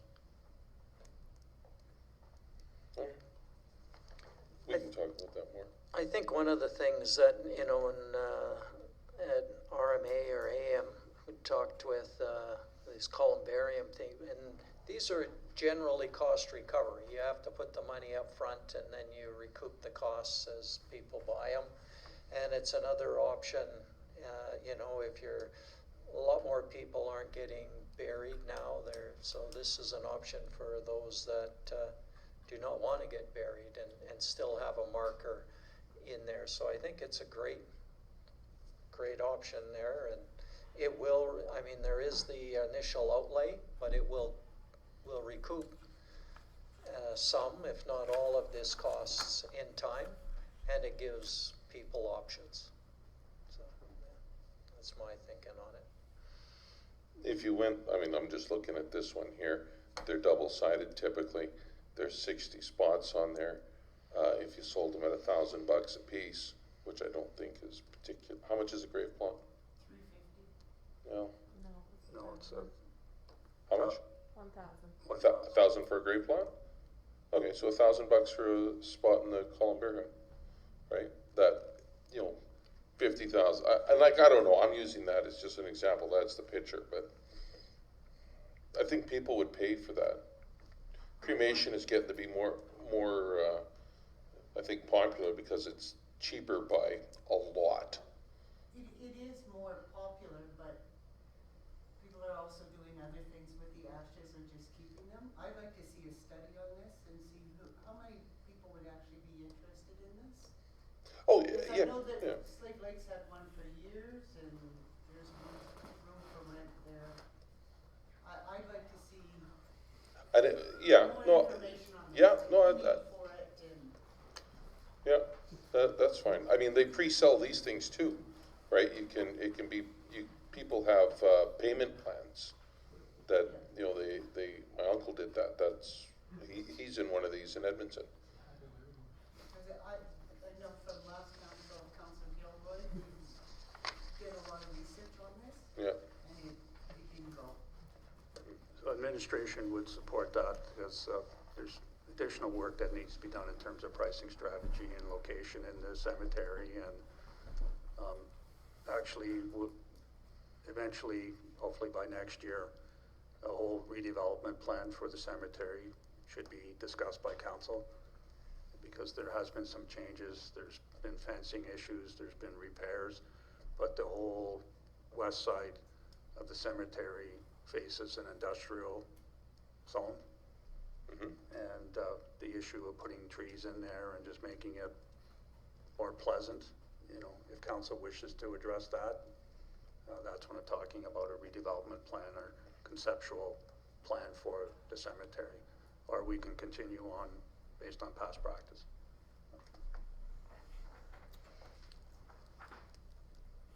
Okay, anything else on this? Any other comments, questions? We'll send that to study. Well, we haven't decided on anything. Yeah, right. We're just going through them all and we can finalize after. Asphalt resurfacing.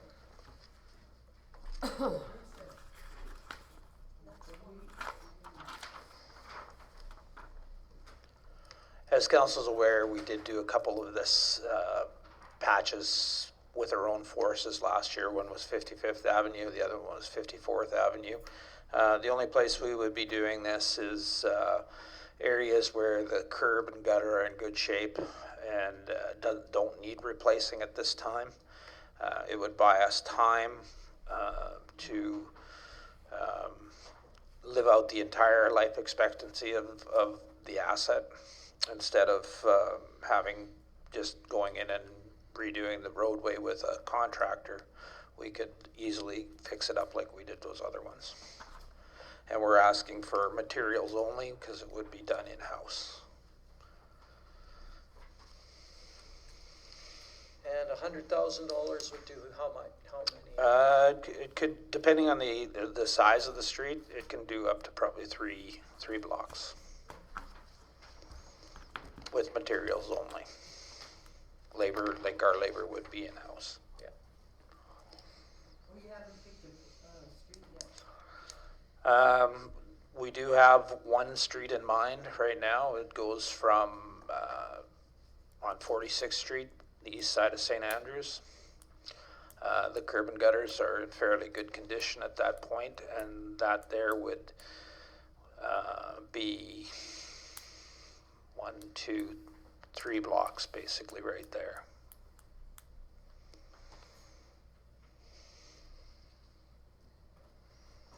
Okay. Any other questions on this one? Solar powered speed signs. Our peace officer has been waiting all night to get his chance up here. You've had to go through all of that just best for to these, last, right? just for these last two, yeah. Or not last two, but two of the last. Two of the last. Yeah. So, it just come to the realization these things, obviously, they, like everything else, they wear out. Especially the LED lights are starting to, for whatever reason, not work. Priced the repair and the replacement on those. I don't know, it just, we'd have to ship the whole sign, take the sign down, ship the whole sign to the repair shop. So that's gonna be a cost of roughly $1,000 plus the materials. The batteries themselves too are depleting and they won't keep the charge. So they're not functioning as properly or as long as they used to when they were first put in. So we thought buying the solar, when the sun shines, it charges the battery. So, and they supposed to operate to minus, I think they said minus 40, minus 50. So. Well, it never gets that cold here. Well, I like the idea. I know, I like the reminder going through Drift Pile there. When the signs are operational, Alan, do you find that people aren't blowing into town quite so fast? Is it a deterrent? Is it worth it? oh, I believe it is. It's a, when they see that, yeah, it's, but You see brake lights pretty quick when they see them. Yeah. I believe it's a turn. But, Is it an issue? Speeding, oh, like, I can just leaving town to get to Tim's. People are going 80, 90 kilometers an hour coming through. By Dodge. Yeah, By no, Dodge. Cause this one is the one coming in from Gilwood, right? From Yeah, this is Banana just, Belt. yeah, the ones we'll be replacing will be the east and west. Oh, it's not those ones. Well, no, not for now. Like, these ones are still functional, but I think the most important ones would be the east and west. And are you gonna go with the different, Are you gonna go with a different style, or are you gonna go with that style? 'Cause you know you can get those nice ones that say, whoa, slow down, slow down.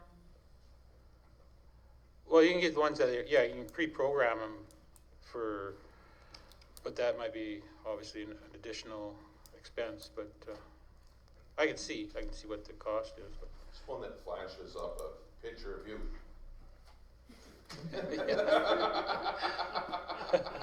You know what happened to one of them? A guy drove over it, so if they seen a picture of me on there, it'd probably be a pretty good target. No, not the picture ones, but the ones Yeah. that say you're going too fast, Yeah, you're going yeah. too fast. So your $10,000 budget is for one of these, For two. oh, for two, but these old style that we have coming in by the what, from Gilwood. They're still functional, we're still operating. It's just the ones that are starting to show their age and starting to, Cause I know that one on the east side hardly works anymore. yeah. And there's, yeah, the 6 doesn't look like this. The LED stuff is just not, So I know these are how old, Alan? They're 8 years, 9? about 8, yeah, 8 years. I mean, God, as a peace officer, you're not gonna like this, but I don't care how fast somebody is going out of town. I'm more worried about slowing them down as they come into town. So like keep them in the same spot, but just like reverse it, right? Instead of, by Dodge when they're going out to Tim's, Well, have it where they're coming into town. we can relocate these other ones that are working. Yeah, or, by school zones, that, especially by the school zones, I think would be, Well, we have 2 portable ones too. yeah. I don't know, I like them, I know when I see them, it's like, oh, shit, slow down, but I'd like to see them placed so it's catching the people, coming into town to get them to slow down. Okay. it's my personal opinion, everybody else can yell at me if they want.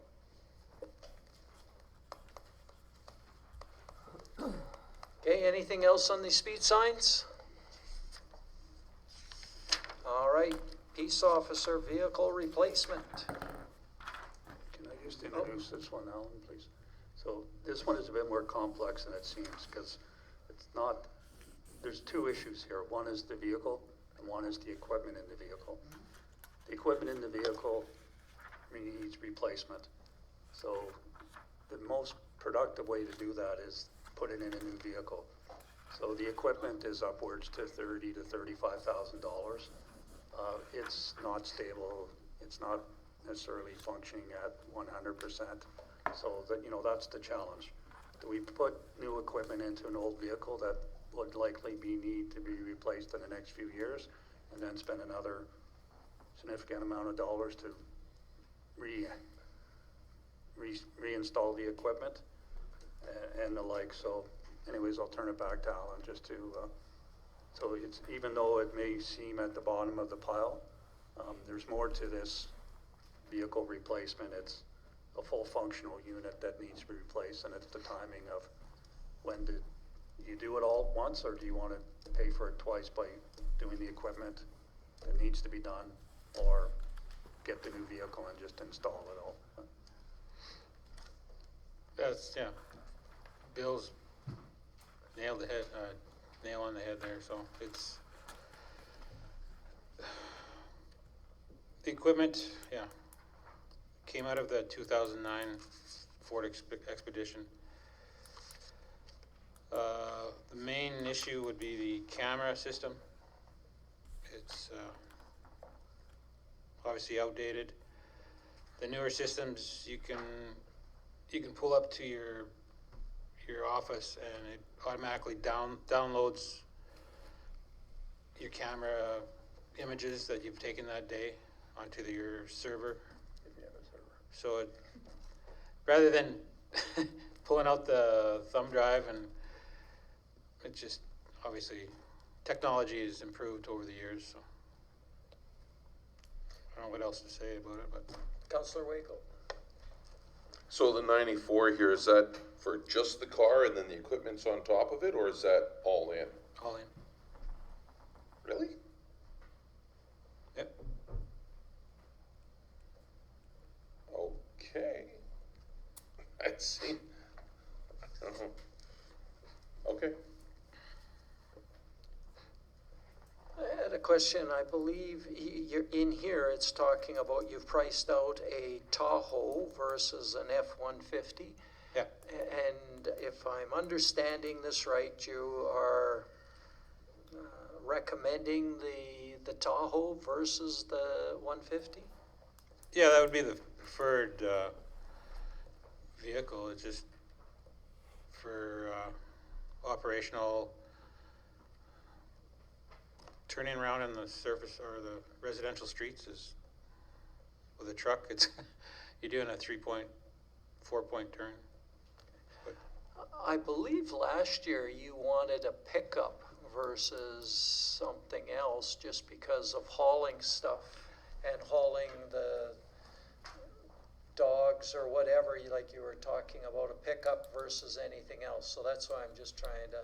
yeah, well, we have the obviously we have the other vehicle which we can utilize that too. But the Tahoe too, you can fit a dog trap or a dog kennel in the back hatch.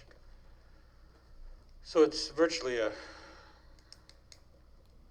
pickup with a roof. Okay.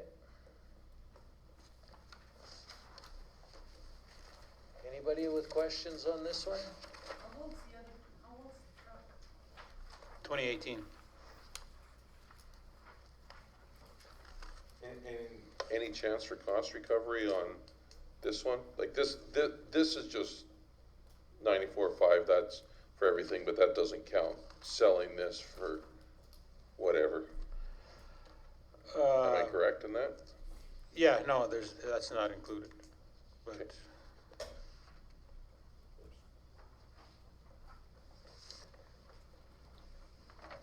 Okay, nothing else on that one? We'll jump to our last item, which was the 3/4 ton pickup trucks.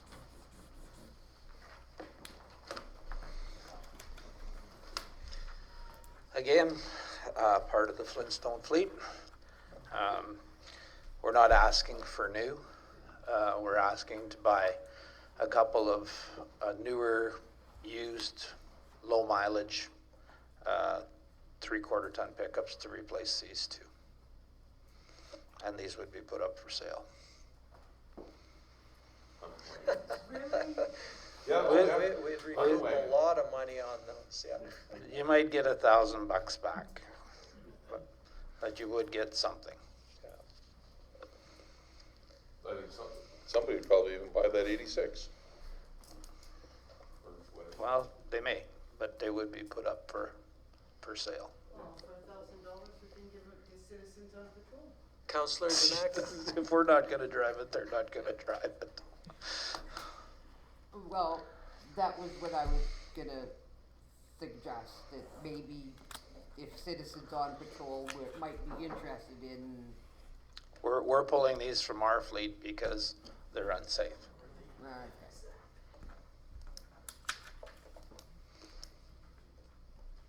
Are they unsafe or are they just a rust bucket on the outside? They're not a rust bucket on the outside. Some of these you can see through the floorboards.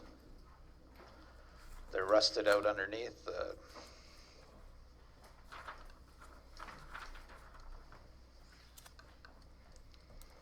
All right, we have gone through all of those items. And we've got the, I guess, we've got the outlooks. Perhaps we can just do a little bit of an explanation so we understand these, and then I think that'll be it for the day. Again, these need to be updated still because there's some changes that need to happen. So some of the changes we made, for instance, deleting 4 furnaces and only putting 2, we need to update this 5-year forecast to reflect that. But overall, it's to give council an indication of what projects may be coming between 225 and 229. So as I said at the beginning, we'll be updating this, refining it, and bringing it back. But we need to present a 5-year plan for council. It doesn't hold council accountable, and it doesn't matter if it's balanced or not. We just need it to meet our prudent financial planning. They can say what's happening, but every year the capital budget would be presented to council with amendments. So as we develop the asset management program and better intel, things will be shifted around. So you can leave it at that. So for instance, you'll see on the list Highway 2-749. We have it in as a project, but really it's a multi-year depending on when Highways does their thing. We're basically alerting council of the fact that there will be an opportunity to piggyback on that provincial program. So whether you allocate, generally you would allocate money in your market in the reserve, not necessarily approve it in the capital budget till those unknowns are known. Some of the programs like the sidewalk replacement program, multi-year programs, we need to make those multi-year programs. So let's just say that it needs to be updated, and we'll be doing that in due course. I'm gonna call you back to the stand. Vern.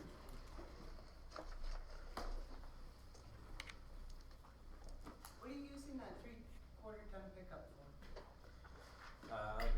It's used for a variety of things between, watering flowers.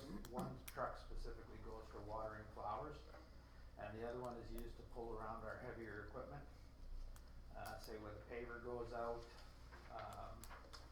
it needs to be 3/4 ton pickup that pulls it because the weight of that paver or the packer or whatever is on that trailer is not heavy enough to pull that. They're used on a daily basis. They're used for a variety of service jobs. You'll see the guys drive it. So, what's the difference ton utility that you wanna buy, and this 3/4 ton for pulling the paper and doing the This, same the thing. two ton has a dump box on it. Oh, okay. Okay. For branches, and eventually, what the thought is rather than replacing our big sander, we would get a slide-in sander to go in the back of that, instead of replacing the big sanding truck. Okay, so then why did we buy 3 pickups last year? We needed three pickups for replacing the half-ton pickups that we use for service vehicles that are outfitted for water, sewer, and gas. We have to have 2 trucks outfitted specifically for response to gas issues as part of our quality management program and the Federation O&M manual. Okay, and the 3rd pickup? The 3rd pickup gets used for various things going out of town. It's one of the ones that goes out of town because we have nothing rather than paying private vehicles. We don't pay private vehicles, we send people with a truck now.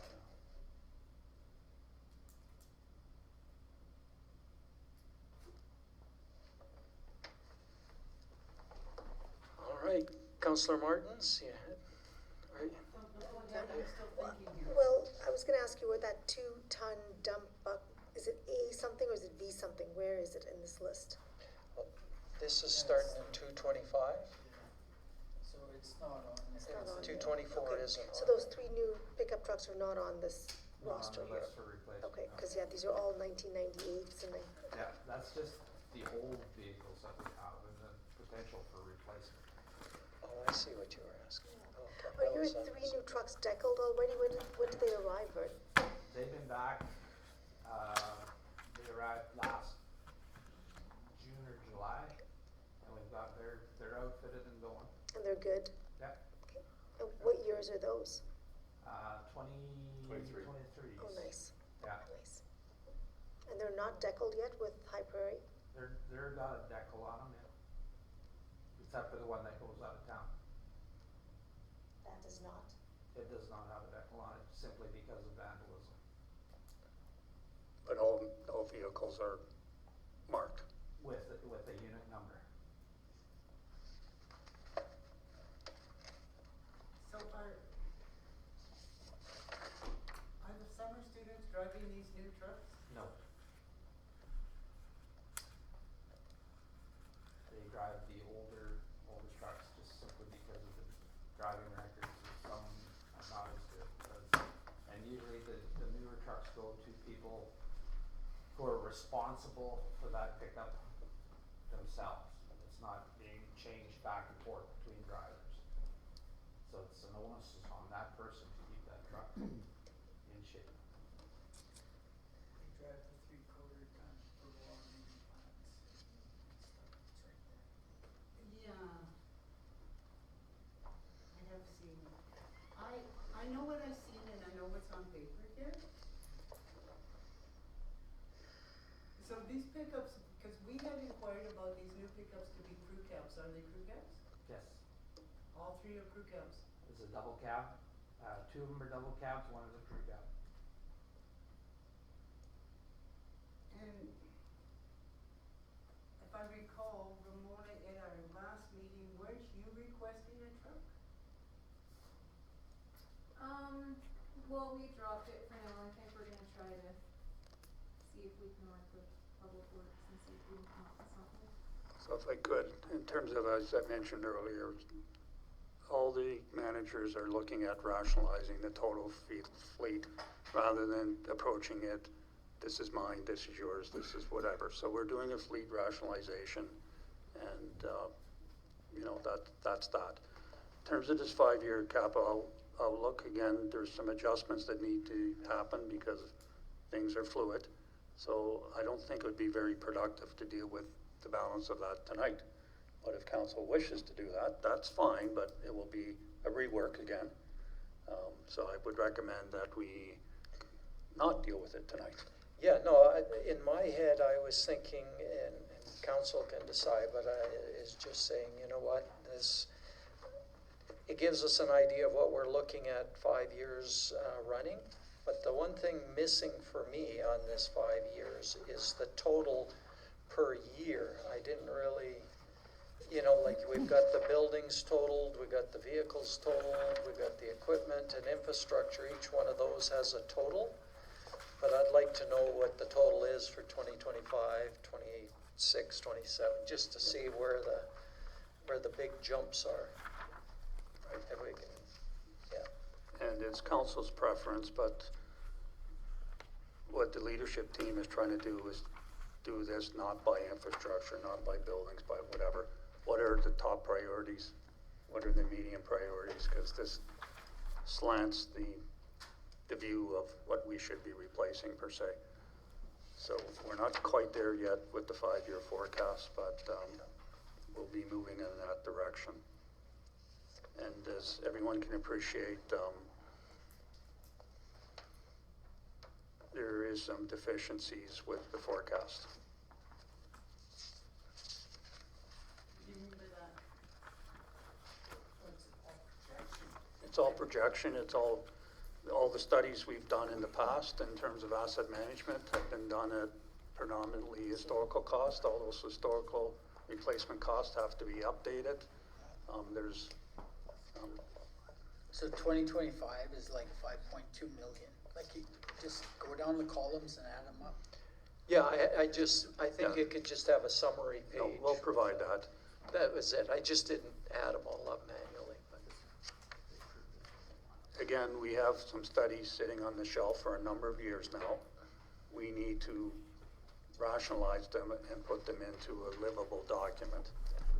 So that's the challenge. But I would suggest to council, and you can differ and disagree, but in terms of the presentation of the capital budget with the graphics and additional information is probably the best council's ever seen. And I'll make that bold statement. I'd like to congratulate everyone in the room for providing that level of detail for council. And we'll continue to do that. I'd like to say, yes, I will echo that is a very nice presentation. And I also know that it's very, you know, to all of the leaders out there, to come up with a sort of a prioritized list is a tough thing, because everybody has their thing that they want and they need, and it's hard to sort of put my thing aside and come up with a joint thing and recognize what's needed for the community. So that's great when you can put that together as a one voice, is saying this is the priorities of for the town overall. Trying to balance all of those needs is not easy. Good job. Yeah, good work. All right, is there any questions before we wrap this up? One thing that we're gonna, Can we ask more questions as we digest this and think about it? Can we send off our questions? yeah, I'd be pleased if all the questions could come through me, please. Okay. And then I can get council a response. So are we gonna kinda, we'll just leave it at this? I Well, think around. that was going, Adam isn't gonna get it. we need to, I know, we need to start making decisions on these fairly quickly for some of them, because they have to start making some contracts and everything else, and there's timelines. So we do need to get together to finalize this. And that was gonna be my question on when we could do this. Could it be part of a regular council meeting to go over these capital lists? Because we've gone through them a couple of times now. We all have a good idea. Or do we want to have a separate meeting? What's the preference of getting through this? Can we not do that then? If you think we could fit it in there? I think we got enough on the 10th. I don't know if we'll get through that. But before, because Ramona was talking about her ammonia thing, is that not a high priority? Like, Well, we need to sit down and go through all of these and make decisions. and not just say tonight we're gonna do one. I think we gotta look at the whole picture and say, okay, this is what we're going to do. It's not gonna hurt to wait a week or 2 weeks to make a decision. As long as we don't drag this on too far. Yeah, like, and the question is whether we need a separate meeting, I think, or whether we can do it as part of council, and go through this at a regular council meeting and finalize the capital list. For 2024. So could administration develop, like a scale so that we can see if we add this much, we're gonna increase our tax base this much? So in the capital, any decisions, if you approved every item in the capital budget, it will not impact the tax rate that, It won't. no. We've been setting aside 1.5 million roughly, Yeah. and this was 1.5. So pretty close to the same amount of what we set aside. So if I could just elaborate on the mayor's, it's not quite exactly, but there will be no net reduction in reserves. If council was to approve that total capital budget tonight with the contributions going in the reserves and other funding sources such as local government, fiscal framework, that would fully fund the program, and there would be no net reductions in our reserve balances for all the new projects in 224. So administrative did it that way, targeted, because bluntly, there'll be some major challenges in the upcoming years. So that's why we deferred, part of the reasons why some of the big road projects were deferred, because we don't have capacity. Public Works will be dealing with three major projects in 224. Unless we want to hire more consultants to manage it, we're not going to be able to deliver the program. So those decisions were made. That's what resulted in a reduction in the overall envelope. Again, there's no tax rate implications of either not doing these projects, it's not going to lower the tax rate, or increase the tax rate. So it's not if we cut this project, we're going to reduce the tax rate. Again, it goes down to some of the statements that have been made by council members that unless that capital contributions to reserve is significantly increased, the deterioration of assets in the town will continue. If we don't want to deal with the ammonia issue and we'll say, well, the seals can last another year, council can take that risk, right? If council, So what do we, I think we've discussed everything. Do we really need to discuss it all again in another meeting? If we're not gonna impact the tax rate, why aren't we just approving this and making a motion to, approve the budget as presented? Because I think there was some information coming back, was there? Well. Yeah, there was, some of these I don't were, want that thing in the graveyard. That's a waste of money. Come on. part of it, No, but I could see us approving a couple high priority ones, like the fire alarm and the ammonia. I think part of this too is that we want, these are really good educated guesses that we have in here.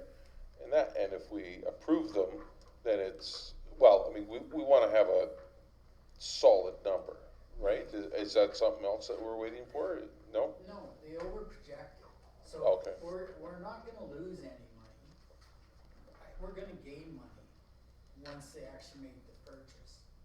So, I don't know, like, But then you gotta. 3 times we've talked about this. You know, okay, this is the first time. let's wait till and do it at the council meeting.